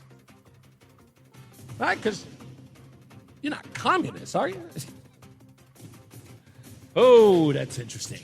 Let's get another check of weather and traffic. Mark Christopher is in the BPS Traffic Center. Hey, Mark. It's Reese on the radio on News Talk 1080 WTIC. Hey, now we are back. Yes, Polly, I did get the video that you sent me. I'm already prepared for a bunch of other stuff, but I did get the video. I will watch it. You know what time it is. Negro nonsense. How dare you? Negro nonsense. How dare you? Negro nonsense. How dare you? Katanji Brown Jackson. She was, of course, appointed by none other than Joe Biden. He had promised the American people that he was going to make sure that a black woman served on the Supreme Court. We were told by everyone in the news media within 15 minutes of the announcement how brilliant she was, how clearly this was the best choice ever, how young black girls would see Katanji Brown Jackson and see themselves in that woman, which kind of brings us to our point. In oral arguments about the Voting Rights Act, which was always a law, the challenge today is about why do we need it? And what we're learning in this argument is that blacks think alike. That is the debate. Whether you like it or not, that is the debate. Blacks think like other blacks. That's it. And if anyone doesn't, I don't know, maybe they're just defective. But that's what this is about. But what was far worse than all of that, and we'll have that debate, trust me, it will go on forever and ever. People will say, but no, we're not a monolith, but then when it's convenient, we all are. We're treated the same. People see us the same. Oh, no, that's a fact. We all are the same, no matter what. And then get offended when we use words like black jobs, but don't get offended when we hear the words black unemployment. But what I've always said about this debate, be it about reparations, be it about redlining, being it about DEI, be it about, restorative justice, leaner penalties, leniency when it comes to the criminal justice system, all of that stuff, it is always going back to one thing, and that is we need to treat blacks specifically. I don't care what they say about brown people. They don't mean them. Blacks, because of the original sin of slavery, are special needs individuals. They are. Sorry. That is. Try to spin it all you want. But listen to Katanji Brown Jackson and try to get past all the legalese. But she is making a case that we have to understand that black folks being able to vote for black folks is important. Access. Just like a handicapped person getting into a building. I guess I'm thinking of it, of the fact that remedial action absent discriminatory intent is really not a new idea in the civil rights laws. And my kind of paradigmatic example of this is something like the ADA. Congress passed the Americans with Disabilities Act against the backdrop of a world that was generally not accessible to people with disabilities. This is a smart woman, obviously qualified to be a Supreme Court justice. And so it was discriminatory in effect because these folks were not able to access these buildings. Black folks accessing the voter rolls. Handicapped people getting into buildings. And the building owner had to remedy that by building ramps. Smartest woman in the Supreme Court, they told us. And it didn't matter whether the person who built the building or the person who owned the building intended for them to be exclusionary. That's irrelevant. Congress said the facilities have to be made equally open to people with disabilities if readily possible. Now, if she's not saying that, we have to ask ourselves, why is she saying it? If this isn't what she meant, why is she saying it? Context matters. Words matter. This is a court case about the Voters' Rights Act, about African Americans wanting to have a redistricting measure based upon their race so that they can vote for people who look like them.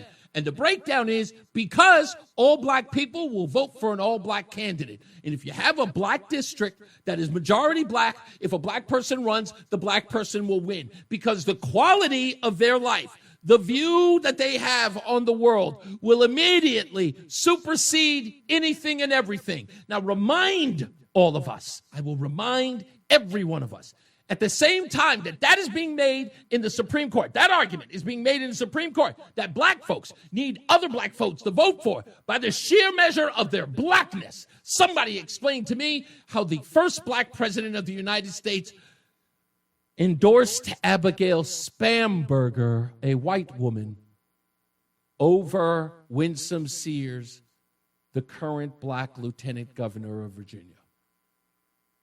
Someone explain it. I can't hear you. Barack Hussein Obama is endorsing Abigail Spamberger and not the black woman, Winsome Sears, while they're having this argument in the Supreme Court. Okay. I guess I don't understand why that's not what's happening here. The idea in Section 2 is that we are responding to current day manifestations of past and present decisions that disadvantage minorities and make it so that they don't have equal access to the voting system. So anybody who said that she was making a kind of an analogy, no, direct context. Black folks are disabled. We have to give them access. But wait, there's more. Still think I'm stretching? Okay. Right? They're disabled. In fact, we use the word disable in Milligan. We say that's a way in which you see that these processes are not equally open.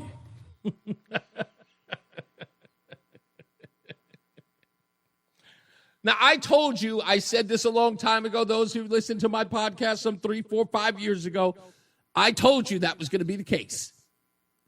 I told you that the argument was going to be made. Because, again, it's sort of like it's trying a new tactic in order to make a broader point, right? Because then when it was provable that we couldn't associate blacks living today with slavery because they were just too far removed from it, that they would try a new tactic. And the new tactic a couple of years ago, 5 years ago, do you remember what it was? Anybody? I'll tell you. It was generational trauma. It was just because you were black, you had some sort of lineage to slavery. It was coursing through your veins, they told us. I'm not making that up. Oh, no, they told us that. That oppression went through the bloodline, and you were feeling it too, that it was a part of your genetic code, they told us. And then that didn't fly, because, of course, the scientists threw that right out the window and said, yeah, we're not going to be able to prove that, sorry. They had to throw that out. So now, disability. Mark, but you're going to say it to me in a couple of weeks. It's like, dude, how did you see that coming? Because they had to justify how stupid this woman is. They'll make that argument. You'll see it everywhere. Essence Magazine will write an article about it. So will Ebony, the Griot, and every other black publication will do it. And then the New York Times. Once they hear or get wind that people are talking about it online, they'll get some rube at the New York Times to write an extensive piece as to why, in some ways, African Americans are just like those in wheelchairs. Just like them. Mark my words, they need to justify this nonsense. And again, black people, you should be offended. You should be offended, but you won't. You won't, because you do not care how bad these people will disparage you, how much they will marginalize you, as long as there's a possibility to get a check at the end of it. You will let them demean your character as long as there's a check.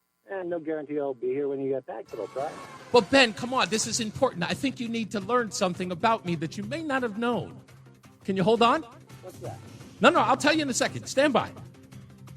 Let's get a check of weather and traffic. And let's give Ben the surprise of his life when we return. Mark Christopher is in the BPS Traffic Center. Hey, Mark. Hey, Reese, good afternoon. Reese on the radio is on WTIC News Talk 1080. All right, Roland, Ben can hear me even though he's on hold, right? Correct. He can hear me. Okay, so Ben, before I pick up the phone, I just want to say something to you real quick. Okay, so the show's called Reese on the Radio. It's on from 2 to 6 p.m. Monday through Friday right here on WTIC News Talk 1080, the 50,000-watt behemoth. Sir, I'm 56 years old, 2 months and 2 days. I was born and raised in Hollis, Queens. I went to Andrew Jackson High School. My mother was a single parent with 5 kids. She had a couple of husbands here and there, and I have always, for my entire time, been a black man on welfare as a child and was homeless for 3 years, always living in the hood. So if there's anybody who's an authority on reparations, an authority on the slavery of my ancestors because of my grandfather who lived through the Jim Crow era and his grandfather who lived through slavery, I think that I have the authority to talk about what goes on in the black community. I am no racist, sir. I'm a truth teller. Now I'll give you an opportunity to speak. You have 2 minutes, Ben. Hi, Ben. Oh, that was your gotcha, man? Oh, come on. I was expecting more. No, Ben. I just want to say, you thought that there was some white man on the air talking about Katanji Brown Jackson who was being a bigot. No, but of course, I know. You know I'm black? I know you're black. You know I'm black. Yeah. So tell me why it is that you think that what I said was racial. Whether you're black or not doesn't mean you can't. Sir, in order for it to be racial, I can't be the same race as the person I'm talking about. Oh, so I can't be homophobic because I'm gay? No, sir, that's not what I said. That's different. See, I'll tell you. In fact, you can't. How about this one? I'll answer it differently. Oh, wow. You can't be homophobic if you're gay. Hold on. You can't be homophobic if you're gay because to be homophobic means that I'll explain, means that you have a fear of the thing that you are. Okay, so you're telling me that I can't be homophobic. Because are you afraid of being, are you afraid of homosexuals? Ooh, now we're splitting hairs about. No, sir, that's what phobia means. That's phobic, an irrational fear. Yeah, do you have an irrational fear of homosexuals, even though you are one? That means you are afraid of yourself. Yeah, for many years I was, actually. It was very hard. Okay. All right. Thank you. So what's your problem with what I said about Katanji Brown Jackson? Are you going to tell me, Ben, are you trying to tell me that Katanji Brown Jackson is brilliant? Is that what you're trying to tell me? That she's smart? Why do you just make up straw? You didn't answer my question. Is she smart? Yeah, you haven't answered one of mine either. Yeah, I'm the host here. Is she smart, sir? You're the one defending her. Right. Mr. Big Powerful Host, man, I apologize so greatly for insulting you. I love this guy. My deepest condolences, sir. No, it's okay. Listen, you didn't answer my question. Is Katanji Brown Jackson smart? Is she brilliant? She's smart, yeah. She's a Supreme Court Tell me why. I would argue anybody who can make it all the way through law school and become a Supreme Court justice is, at least a little bit smart. I don't have to like them as a person. Oh, so we can assume they're smart. We don't have to show any evidence. So she got through law school. That means that she's smart. Is that not evidence? That she No, sir. No, it is not. That's not how we work evidence here. If you were in a court of law, do you think that you could just present her degree and that would be the end of it? No, but I think I couldn't practice law without a degree. So what evidence? Great argument, but I don't think that'll fly here. But you know what, Ben? It's okay. I want more of you because I'm not homophobic. Stay on the line. We'll be back with Ben in a little bit, and we'll find out more intriguing things about his homophobia of himself. He must be afraid of his own shadow, too, when we return. Here's Mark Christopher. He's at the BPS Traffic Center. Mark, don't scare anybody. Well, I'll tell you what. I'm afraid of my shadow. I have a pretty big shadow. The NAACP calls him, whoa, Oh, I don't think I'm allowed to read this. It's Reese on the radio. Let's just say some people are not fans. On News Talk 1080 WTIC. Oh, man, like, sometimes when you have stuff planned, things, orders don't go your way. I told you, folks, it's a seat-of-your-pants kind of Thursday on Negro Nonsense. So Ben is here. And, Ben, I got to give it to you, man. If I may, I'm going to applaud you, man. I love you for sticking it out. I mean, honestly, I'm always intrigued by someone who doesn't have the same opinions I do, because frankly, the way I see the world makes sense to me, and the way you see the world makes sense to you, and I want to figure out how we diverged so much. Well, yes, but you seem to have, how am I going to put this kindly? You seem to be desirous of promoting Katanji Brown Jackson in this case as a brilliant person. And I I almost feel like it's primarily because she's black, which for me immediately disqualifies your praise. And let me explain why. Okay? It's not enough as a black man. I'm just telling you from where I stand. It ain't enough for me as a black person to just go all out praising somebody, and the first problem that everybody sees is the black thing. Or the first thing that they wish to praise is that she's a black person who did such and such and such. If you're a person who is brilliant in what you do, those things should be seen around the corner before they ever see your face. And I've tried to explain this to a lot of people who are critical of me. They say, well, Reese, you're here because you're black. Or Reese, you've done this because you're black. And I'm going, that's funny, because most of the people who talk about me, who have ever said anything about me, never mention my race. They go, God, you got to hear this guy because of this, that, and the third. I've always said something that completely supersedes what I am as far as my color is concerned. I find myself interesting beyond the scope of color, because that's the least interesting. No, don't be proud of me. It's the least interesting thing about me. It is. And when I say least, it's the least, like bottom of the barrel interesting about me. So when I see Katanji Brown Jackson and people are only talking about her race at the start when I'm first introduced to her, I know that beyond that surface level, that she's garbage. Everything about her is garbage. And then she makes this ridiculous argument that I've been talking about for 20 years. The idea that there are people who see blacks as disabled, which is the ridiculousness that a lot of these race baiters keep trying to push the rest of us. They've run out of ideas. We're descendants of slaves. We have generational trauma. Now we're disabled. And it offends me. And the fact that people won't stand up and say, stop disrespecting black men and women in this way, suggesting that they don't have agency or control of their own destiny, I've had enough. So to then say that I'm being racial because I wish to prop up black people as saying they're just as good as anybody else baffles me. So now explain yourself. All right, okay, a couple points on what you said so far. I'm not saying Katanji Brown Jackson is great. This is actually one of my most fundamental issues with most of what you say on your show, from what I've heard, is you create straw man arguments. You say that I'm trying to promote Katanji Brown Jackson as amazing.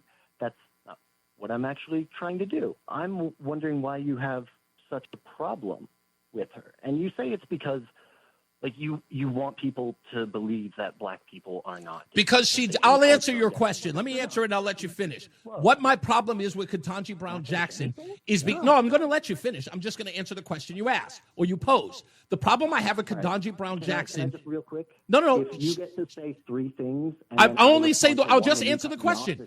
She diminishes black people and thinks it's helping. That's my problem with her. Now go ahead. Okay, so you say that Katanji Brown Jackson diminishes black people. So let's not make this about her, because frankly, I'm not qualified to talk about her. But let me just ask you, why do you think reparations are a bad idea? Okay, I'll tell you an old story I like to tell.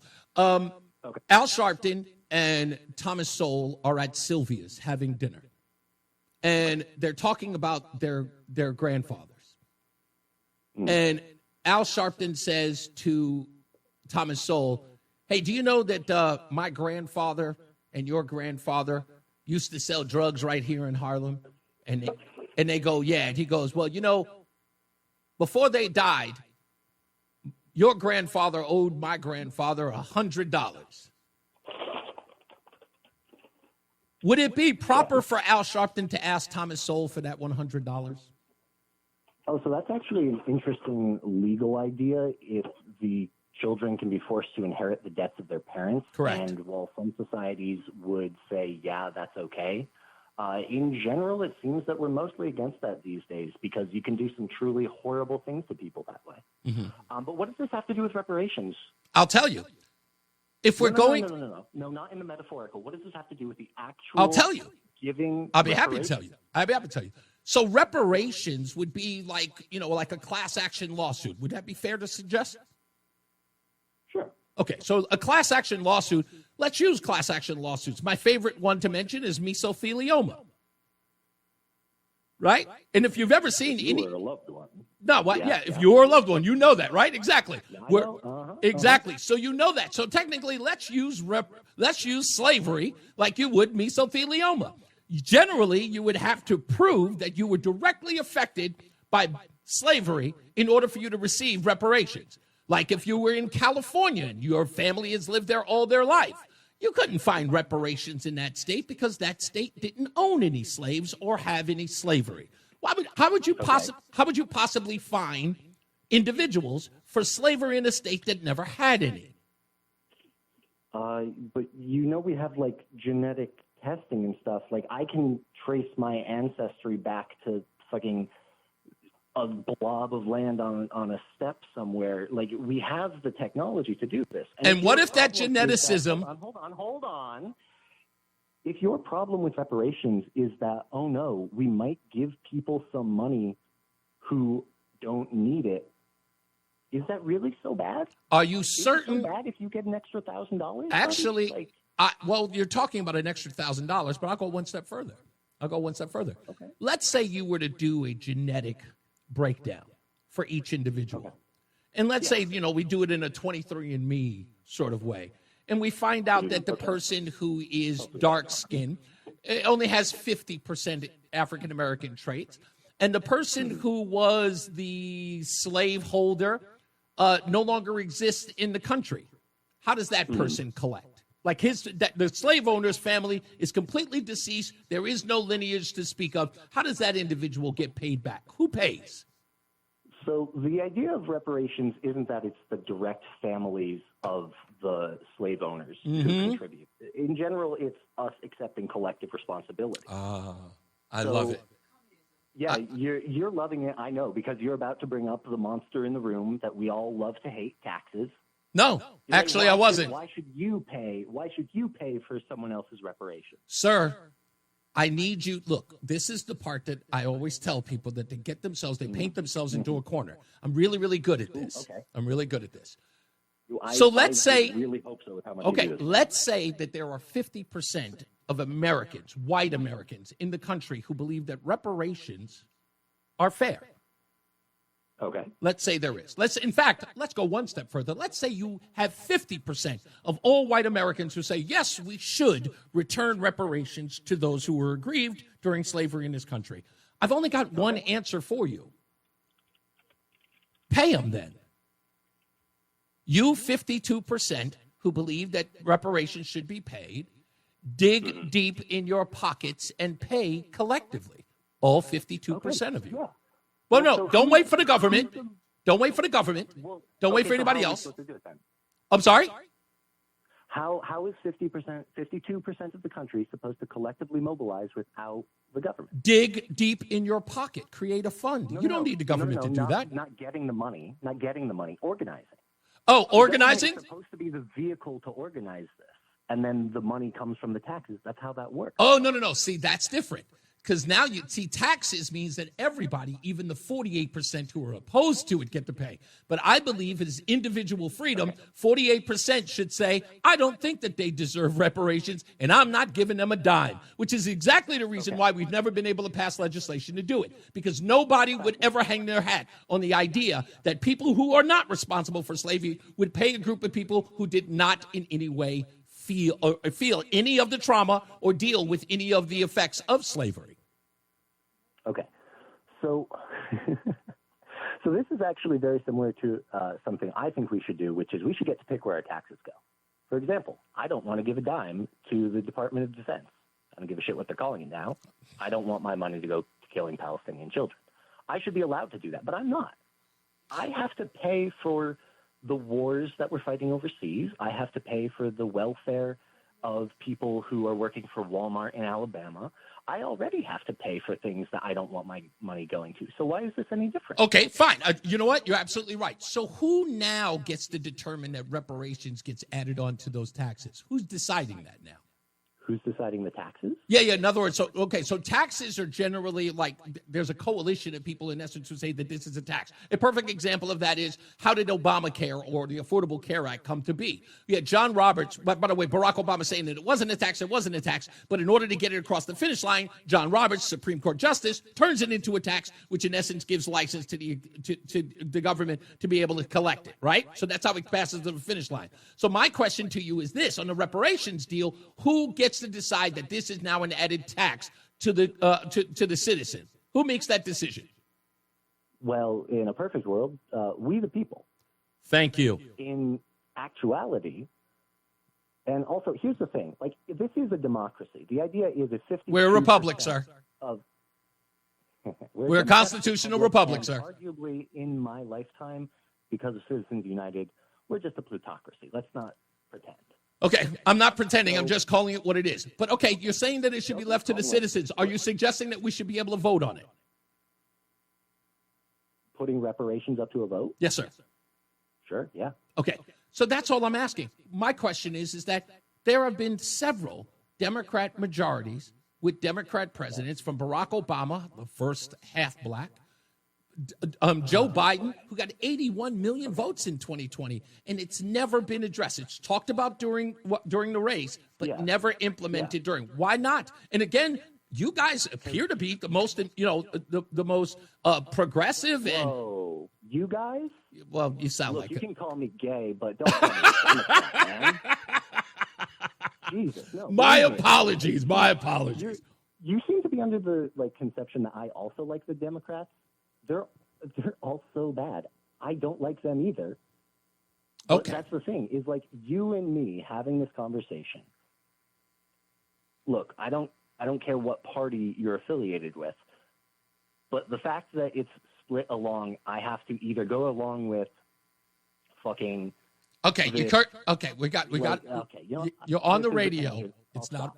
Yeah, I'll stop. I'll save your show from the censors.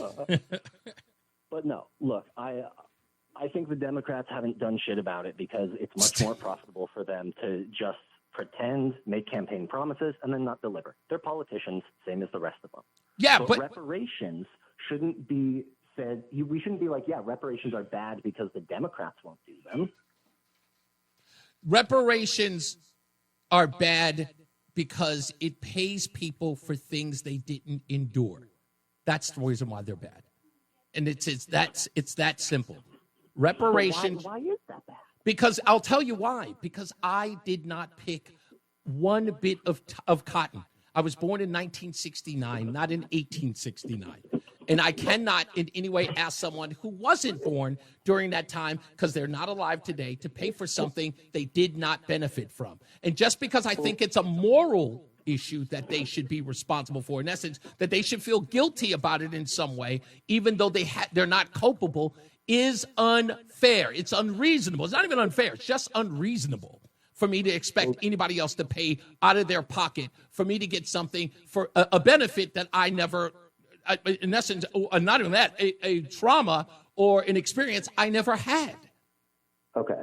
So, yeah, you didn't pick cotton, but didn't you tell me at the beginning of this how you grew up in the hood? Because of my mother's poor choices.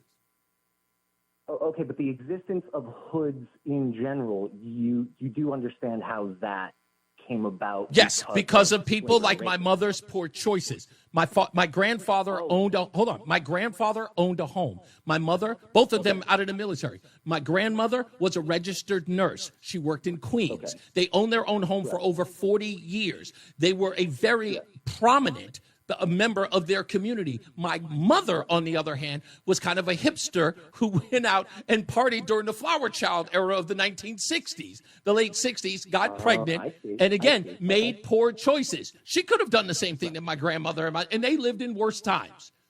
So her choices are the reason why we lived in the hood. But if we zoom out for a second, the hood didn't exist because of your mother's bad choices. Yes, it did. There before. The whole hood existed because of your mother's exactly, because of poor choices. In America? Yes, because of poor choices. Every hood in America is yes, because of poor choices. Yes. Fascinating. It's so called it's not made up. It's not, listen, Ben, and I love chatting with you. You can call up anytime. But it's not made up. People make choices. Human beings human beings are responsible. But I love talking to you. I got to go. We'll talk to Ben another time. Let's get another check of weather and traffic. Mark Christopher is in the BPS Traffic Center. Hey, Mark. Punch. It's Reese on the radio on WTIC News Talk 1080. All right, everybody, whoever's on the phone, just stand by there. I will get to you. I promise you. Especially Carlene calling for Roxbury. I'm surprised that somebody's calling in for Roxbury.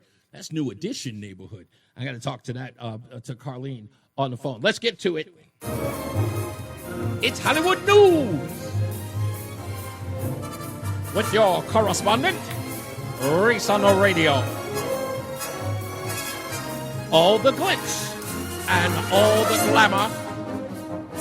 It's Hollywood News. In today's edition of Hollywood News, folks, I saw this story because Hollywood is running out of ideas. And in order to do that, they've got to go into a whole bunch of different directions in order to get butts into seats. So lately, they have been running into the idea of grabbing Saturday morning cartoons and coming up with movies. You know, like Masters of the Universe, the He-Man movie. You know, they're already doing Sonic the Hedgehog, which used to be a Saturday morning cartoon, as well as a video game. Well, they've decided to go another route. And I want to see whether or not you folks remember this sound.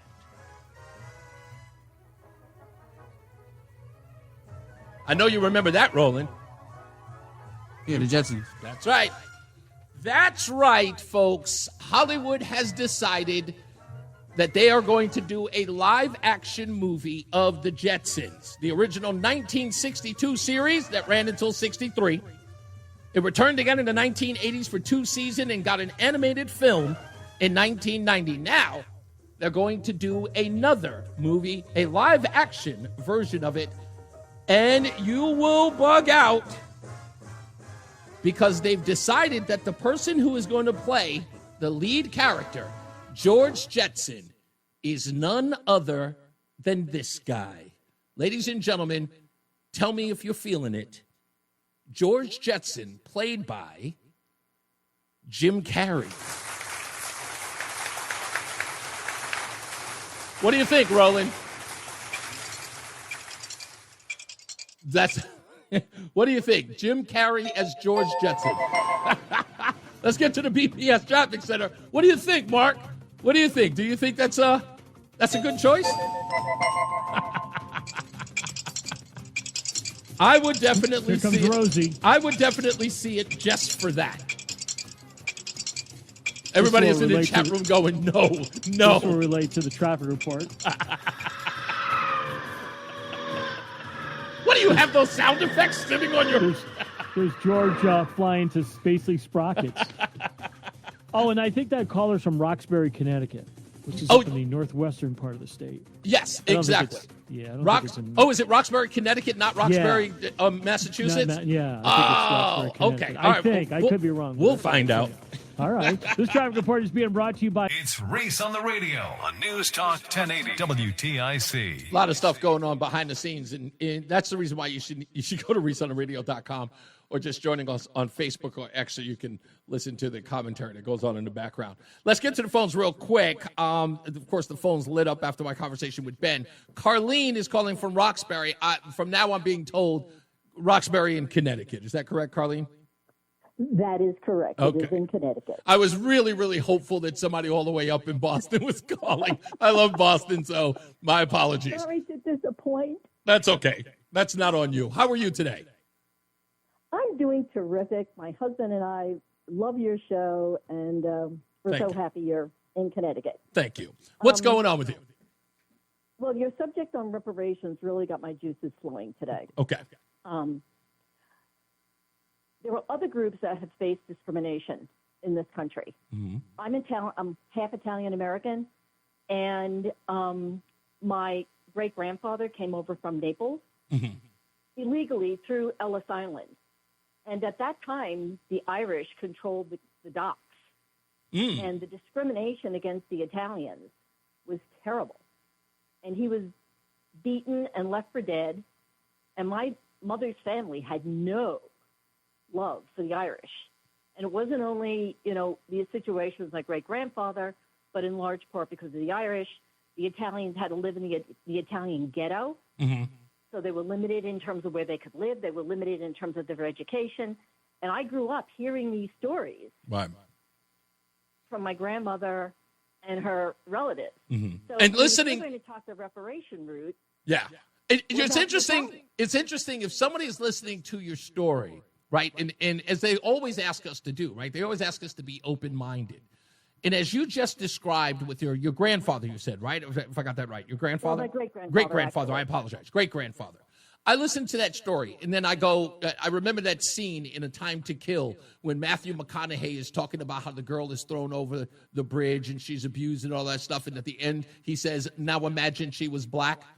And that's a great line because I'm listening to your story and I'm going, eliminate the race and just listen to you tell that story, Carlene, about your great-grandfather, about him only being allowed to live in certain areas. And black folks will tell you redlining.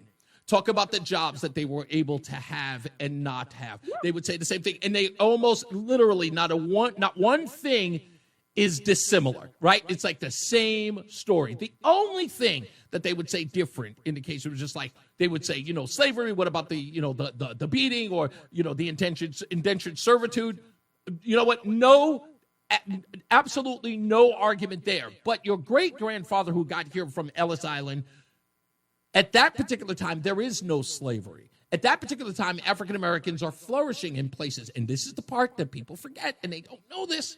When your great-grandfather came here through Ellis Island, there was Tulsa, Oklahoma, and there was Jackson, Mississippi. And in fact, I'm learning now, countless areas of black productivity and business ownership was flourishing through the likes and the tutelage of a guy named Booker T. Washington. We're prominent. And Harlem, the Renaissance, the black Renaissance era of Harlem, in New York City, where your grandfather had to live in Italian ghettos. African Americans were living. Well, actually, they were in Brooklyn. Yeah, okay, in Brooklyn, yeah. Area? Yes. That's the area that they were. And that's the reason why, if you look at places like Bensonhurst and all of those areas, why those are still predominantly Italian, is because those are the outskirts in which they had to live. Now, sure enough, just like every other group of people, the area that you're forced to live in, you make work. Right? You turn it into a flourishing, utopia, for lack of a better word. People open up restaurants where they serve the people who come to the restaurant. They also employ the people who are there who can't get jobs in other places. They made things work. But that's the part that people are forgetting. It didn't just happen for Italians. It didn't just happen for Irish. It also happened for African Americans in Harlem because they own businesses up there as well. And I would implore anyone to go pick up 100 years of Harlem from Time magazine, which goes through 100 years from, I think, 1901 until 100 years. And that shows what Harlem used to look like when the Black Renaissance was there, and you wouldn't even know it, that place was what it was. You wouldn't even know it. So You're absolutely right. And my great-grandfather, he couldn't read or write. Never learned English, but that man saved enough money to buy a brownstone in that Italian ghetto. It was a three-family apartment. That's incredible. So yes, they made it work. And the crazy part about it is, Carlene, his poverty and illiteracy still turned into sort of a growth from your family, in essence, for a guy who comes to the country, in essence, he's the patriarch of it, takes all of that lack of education, buys a home, and then turns out he can pass that on to every generation, which does better than him as the years go by. Oh, his children and grandchildren had to be educated. They had to learn English. You spoke Italian in the home. Right. But you learned English. Do you remember the days, Carlene, when they used to ask on the little forums, they used to ask, what language do you speak at home? Remember they used to ask that? I used to remember filling out a form saying, what language do you speak at home? And my other one was, I'll never forget it, one of these millennial kids. It says, what's your daytime phone number? And the kid looked at me and said, what the hell is that? I'm like, oh, Jesus, now I got to explain that to him. Those things that they wouldn't even know. But then again, it's kind of a part of the course. Carlene, thank you for sharing your story with us. I appreciate you calling in. I know that you're not a regular caller, but I'm glad that this piqued your interest today. Thanks for taking the call, Reese. You got it. You got it. Let's go to Dave in Lynchfield. Hello, Dave. Hello, Reese. You let that guy stay on a long time, and I know why, because he's entertaining, if nothing else. Oh, yes. He sure is. Even if he doesn't have critical thinking skills. First of all, we do have reparations for slavery. It's called welfare, and it's an unmitigated disaster. And it's also helping to keep the poor whites in Appalachia down, too. But, I remember, in high school, in my freshman English class, I think it was English Lit, we had to read Ivanhoe by Sir Walter Scott. Oh, wow, yeah. Well, that was criticized as being historically inaccurate. I had two uncles who, it was a two-family house they lived in. One uncle and his family lived on one side, and the other one lived on the other side. One uncle worked at the post office for 40 years. When he retired, he didn't talk about it, but I think he was a very wealthy man because he bought himself a new car every other year. Mm-hmm. In 1986, he bought himself a new SUV. He bought himself his new wife. He had just gotten married, a new car. And several years in a row, in the early 90s and the late 90s, he bought new cars and SUVs three years in a row. Every year, he bought himself a new vehicle. Mm-hmm. And he didn't buy like Cadillacs or Lincolns. He bought like Honda, Toyota, Ford, Chevy, Dodge. And he hunted and fished. He spent time at his rod and gun club. He bought these not super expensive, but moderately high-priced shotguns. He'd shoot trap. Sure. The other uncle fixed radio equipment. He was an electronic technician. Said there's no money in it. Well, actually, I'm looking at my amp. It's a little Mesa in my apartment here. Little single, it has vacuum tubes in it. All the amplifiers that are decent quality for electric guitars, the mid-price and higher end have vacuum tubes. They need to be replaced. They need to be repaired. If I had been taught what they knew, I could have been retired by now. I'm about your age. I'm a little younger than you. Okay. But instead, we were learning worthless garbage in our schools, like Ivanhoe. No, nobody's ever going to look at your resume. But I read Ivanhoe. Nobody cares. You know what?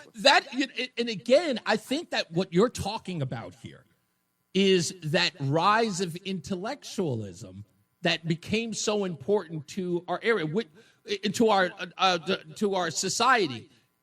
There's a lot of complaints in the mid 90s that people weren't intellectual and everyone had to be. And they were sort of marginalizing skilled work. They started actually, and I'm going to go back to the movies when I say it. I remember growing up and someone who was a janitor was kind of put upon as if it was a nothing job. And I remember talking to my first custodian or janitor for that matter, and him saying to me, and it was the greatest line he ever said, Dave. He says, "Nah, man, I don't want anybody to know how good this job is. Let them keep downing it. There won't be that many, and we can keep doing it. Because if everybody knows, everybody's going to want to do it." And I used to say, but wait a minute, if it's a flourishing career, people should know about it. He goes, "Nah, man, shut your mouth." He goes, we can't have everybody doing this. You know what, though? I'm going to make this point before you go. We need reparations. And here's the reparations. We need to be taught financial literacy because my uncle worked in the post office, worked crazy hours. If you ever watch Shark Tank, they tell you, Mark Cuban was telling one contestant, he says, "I'll give you the money. I'll invest in your idea, but you got to want it." I remember when I was building my empires, a young lady I was dating said, "Hey, we never spend any time together anymore, Mark. What's going on?" And I said to her, "I'm sorry, what was your name again?"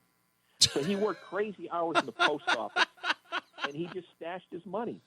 Yeah. And you got to buy assets. You got to. I mean, if you invest in mutual funds and you start when you're in your early 20s, by the time you're mid-60s, you'd be a multimillionaire. And nobody taught you that in school. And that's because we have a need it now society that, there's not a lot of interest in saving. And, I'll tell a story about that. Dave, thank you so much, man. I appreciate you. Dave makes a very, very valid point. And I tell this story. I tell the story to a lot of my kids.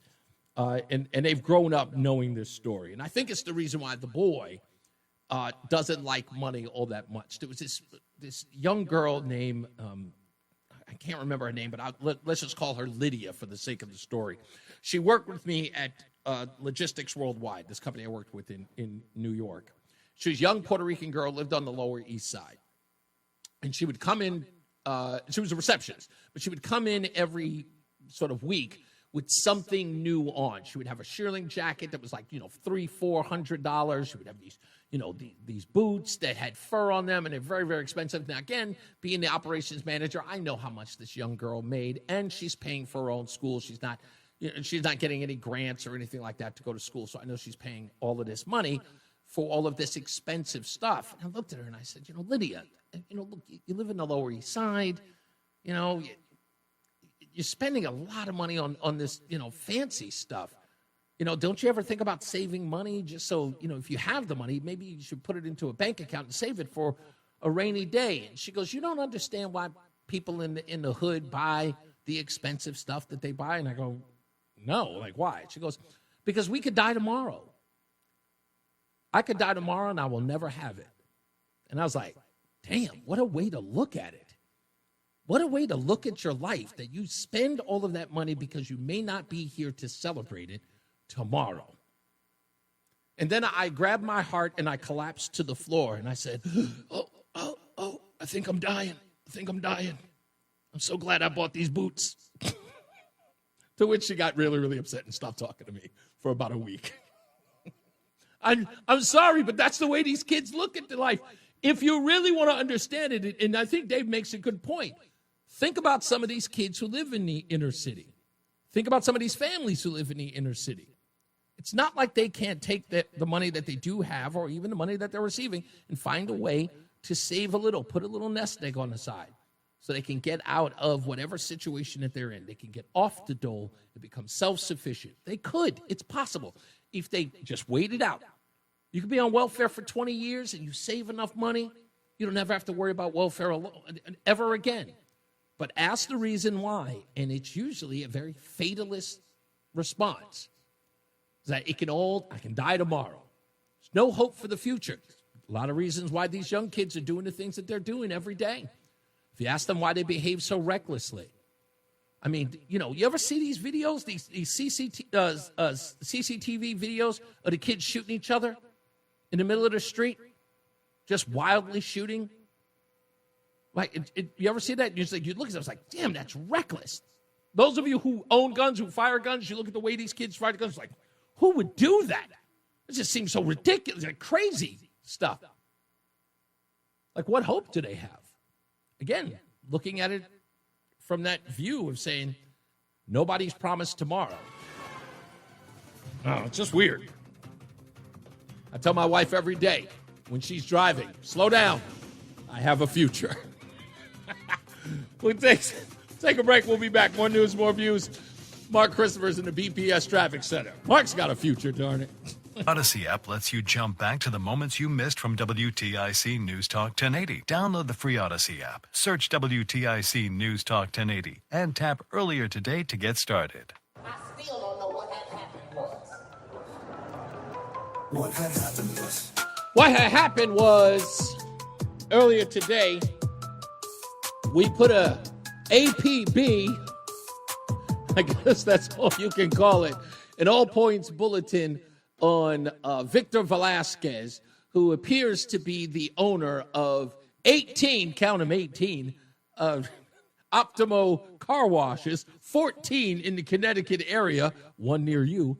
And he has had some 15 people arrested by ICE no one appears to be asking, where is Victor? And Victor, can you explain why you're hiring so many illegals at your establishments? 14 locations near you, I might add. How many more? Now, I understand that there was a press conference in New Haven today where people were out there cursing out ICE and all this other stuff, and nobody seemed to care.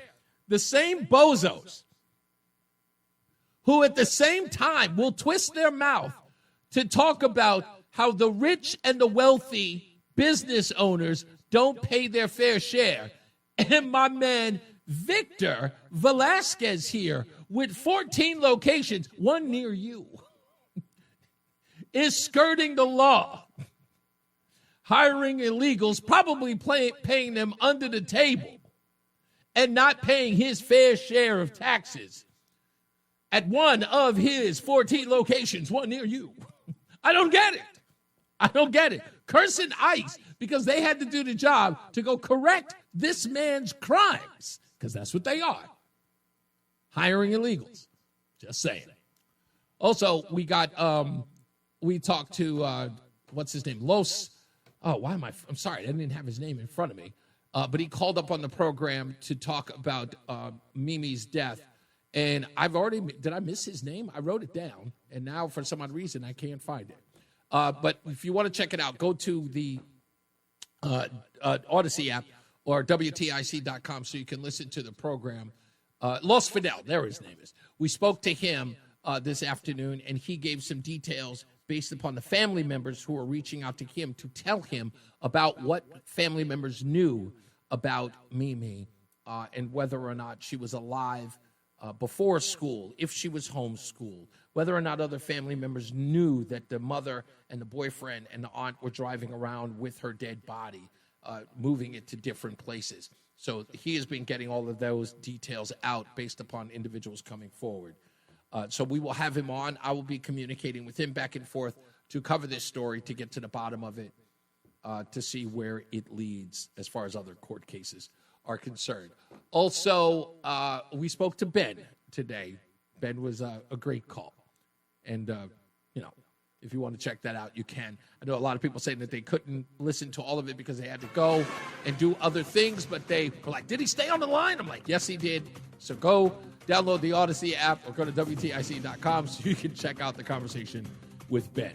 All right? More news and more views, and you can shake a stick at. Plus, we'll get to all of these phone calls as well and wrap this puppy up. Let's get to Mark Christopher in the BPS Traffic Center. Hello, sir. What's up, everybody? You know who it is. You know who it is. You know who it is. It's Reese on the radio. Frederick Douglass of the 21st century. It's WTIC News Talk 1080. We'll get back to a whole bunch of other news and stuff tomorrow, where we'll get to it. People have been asking me about the Washington woman, Washington, Connecticut, that is. Her name is Sadie. Is that her name? Sadie Fleming. Now, the interesting part about the Sadie Fleming story is she's alleged to have drowned her 1-month-old child. And that in and of itself is tragic. But the story stems from June that we are just getting wind of within the last 24 hours.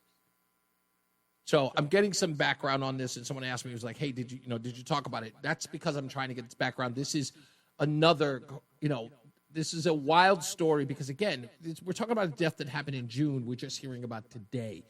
And I need to get the background on it because I'm just going to ask a whole bunch of questions. Why are we just hearing about this now? So we'll get to the bottom of that, and we'll talk about that tomorrow. So stand by for that. A whole bunch of other news as well.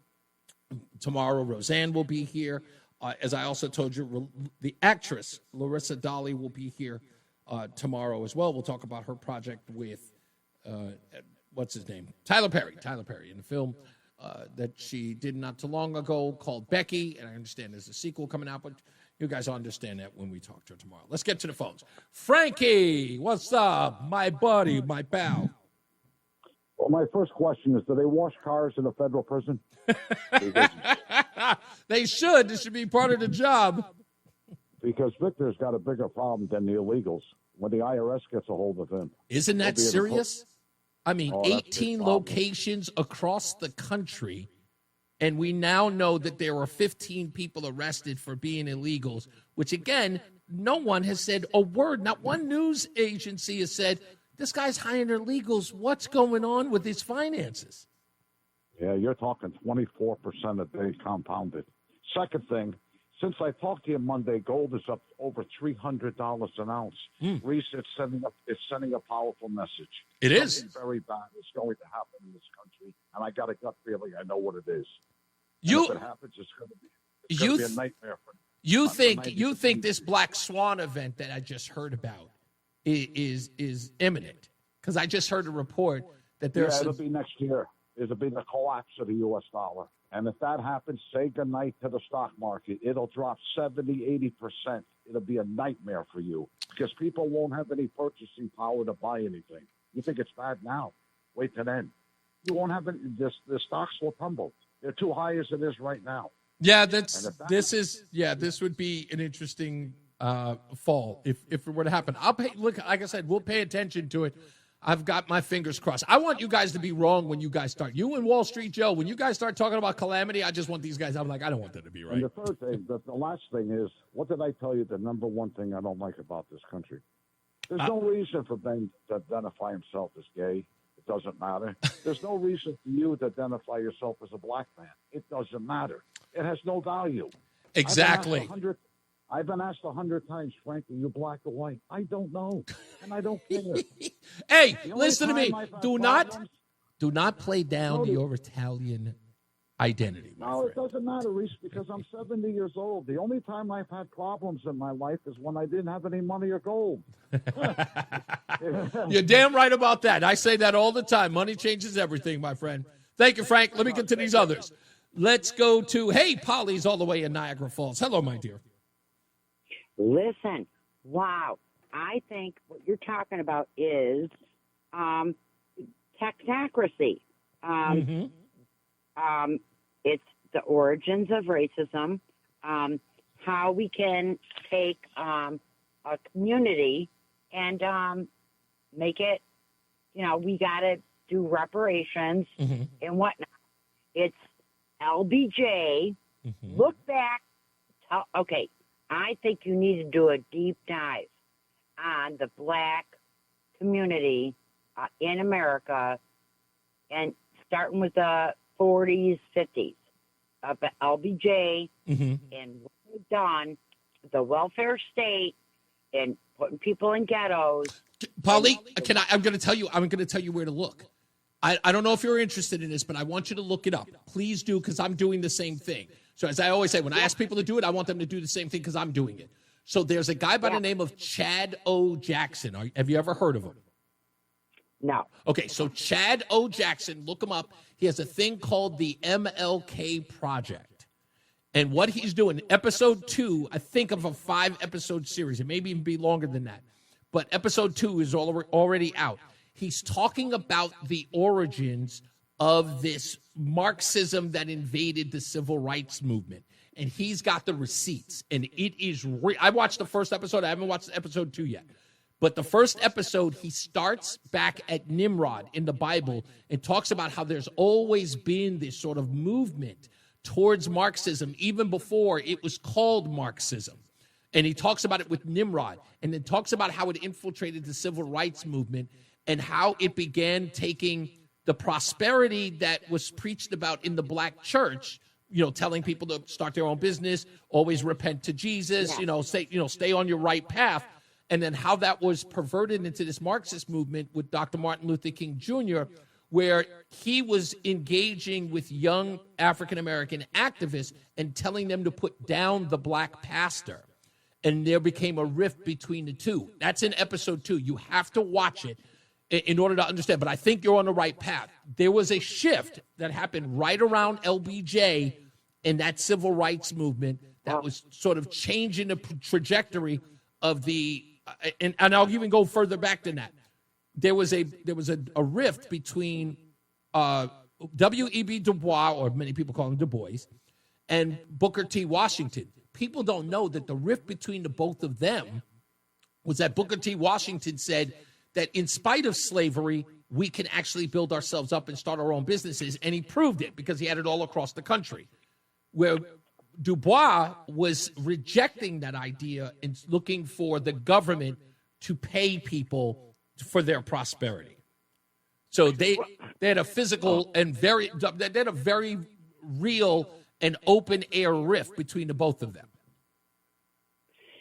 Okay, beyond what you're saying, which needs to be deep dives, we got ICE now, okay? And so you got people now, maybe yourself, I don't know, thinking it's a good thing.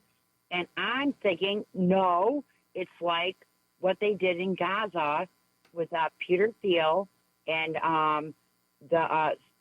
you think ICE's removal of illegals is a bad thing? You think that there's something underneath that may be bad? Well, wait. Peter Thiel and his apps, Where's Daddy, getting Gazans, okay? Okay. That's coming to America. That I think that is. And so, you think the two are correlated with ICE? Yes. Oh yeah. Well, Polly, because it's the end of the show, I don't know what that is, but is that part of the video you sent me about the Mossad? No. Oh, okay. That was just a history. Oh, okay. But I'm telling you, what I'm saying is this black. Why are we Why is this? We got to do a different social engineering on black people in America. Why? And how does that fit in to what's going on today? That's why I want you to, Polly. That's the reason why I want you to watch this documentary, because I think it answers the question that you're asking. I think that was purposeful, but I think it's broader than just you. Well, it's part of it is just using African Americans and that whole thing, but I think it goes a little bit deeper than that. But thank you, Polly. I got to get to some other people. Let me go to Tom in Thomaston. Hello, sir. Hey, hello. What's up, buddy? I got a comment on Justice Brown, but first, you gotta love Frank and his gold. But just remember, Reese, if you put $10,000 in 1990 into a IRA, it would be worth a lot more money. And if you put $10,000 in the gold in 1990, the IRA would be double or triple what gold is worth. Without a doubt. That I remember gold was struggling for a long time. People were like, thank God we got rid of it. It's like, thank God we got rid of the gold standard. I remember every day of that. Well, we ran out of enough gold. We didn't have enough gold for the money we had. Right. So Nixon had to get rid of the gold standard. We had no choice. But okay, so on Brown, you're telling me the Democrats couldn't have found a smarter woman, black liberal woman than her? There's got to be African-American women judges all over the country that are saying, why didn't they go to me? Do you know why? Do you know why they did? Can I tell you why they picked Katanji Brown Jackson? Do you know where she was serving at the time? No, I don't. You could have thrown a stone. She was in Washington, D.C. Yeah, she was in D.C. There was no real effort. She was in Washington, D.C. There was no real, this idea that they were picking a black woman, it was like, we're going to get a stellar candidate. No, she was a stone's throw away. They didn't care. And they were making it, look, we're talking about an administration, Tom, that didn't care about the qualities or the qualifications of the black person. And if you're wondering where the evidence was, Kamala Harris is now on her book tour telling people out loud that she was the most qualified candidate ever. Like that woman is... I saw that clip. It made me laugh. Reese, there was probably some cocktail party. Yeah. And some guy said, "Oh wait, remember that little short black woman? She was at the party. Yeah. Let's pick her for Supreme Court justice." You know what? I'm telling you, I think that was what was funny about that, and I think the crazy part about that is that I think when they were going through a list of people, they probably had some black women very qualified. And they were going through the names, and there were names like Robin, Karen, and then they saw Katanji. Oh. That's our man. They looked at that and went, Katanji. Yeah, that sounds African. That's exactly what they did. That's how bad it was. Thank you, Tom. I appreciate you, man. It's horrible. Latexual says, you heard her say that? Yes. Kamala said that she was the most qualified candidate ever. It's everywhere. Every news media place is talking about it, saying that she said that. Let's get Bob before we get up out of here. How are you, Bob? Hey, how you doing? I'm all right, sir. What's up? All right. So maybe I missed it. So you're telling me the people that are – I'm from Hammond, and the car wash that was raided yesterday was just causing big news in our town. Yes, sir.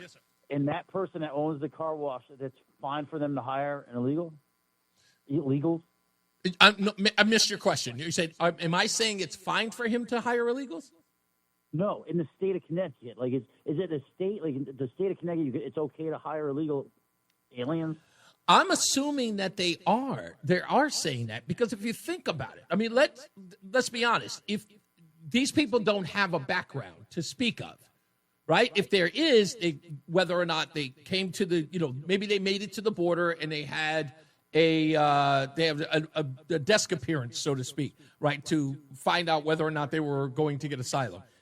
They never make it to the courtroom because usually when they come in, it's in Texas or maybe it's in California, whatever the case is. But now they're in the Northeast. If they had a court appearance, they never made it, and they didn't go to the courthouse to do a video courtroom appearance. They just stayed.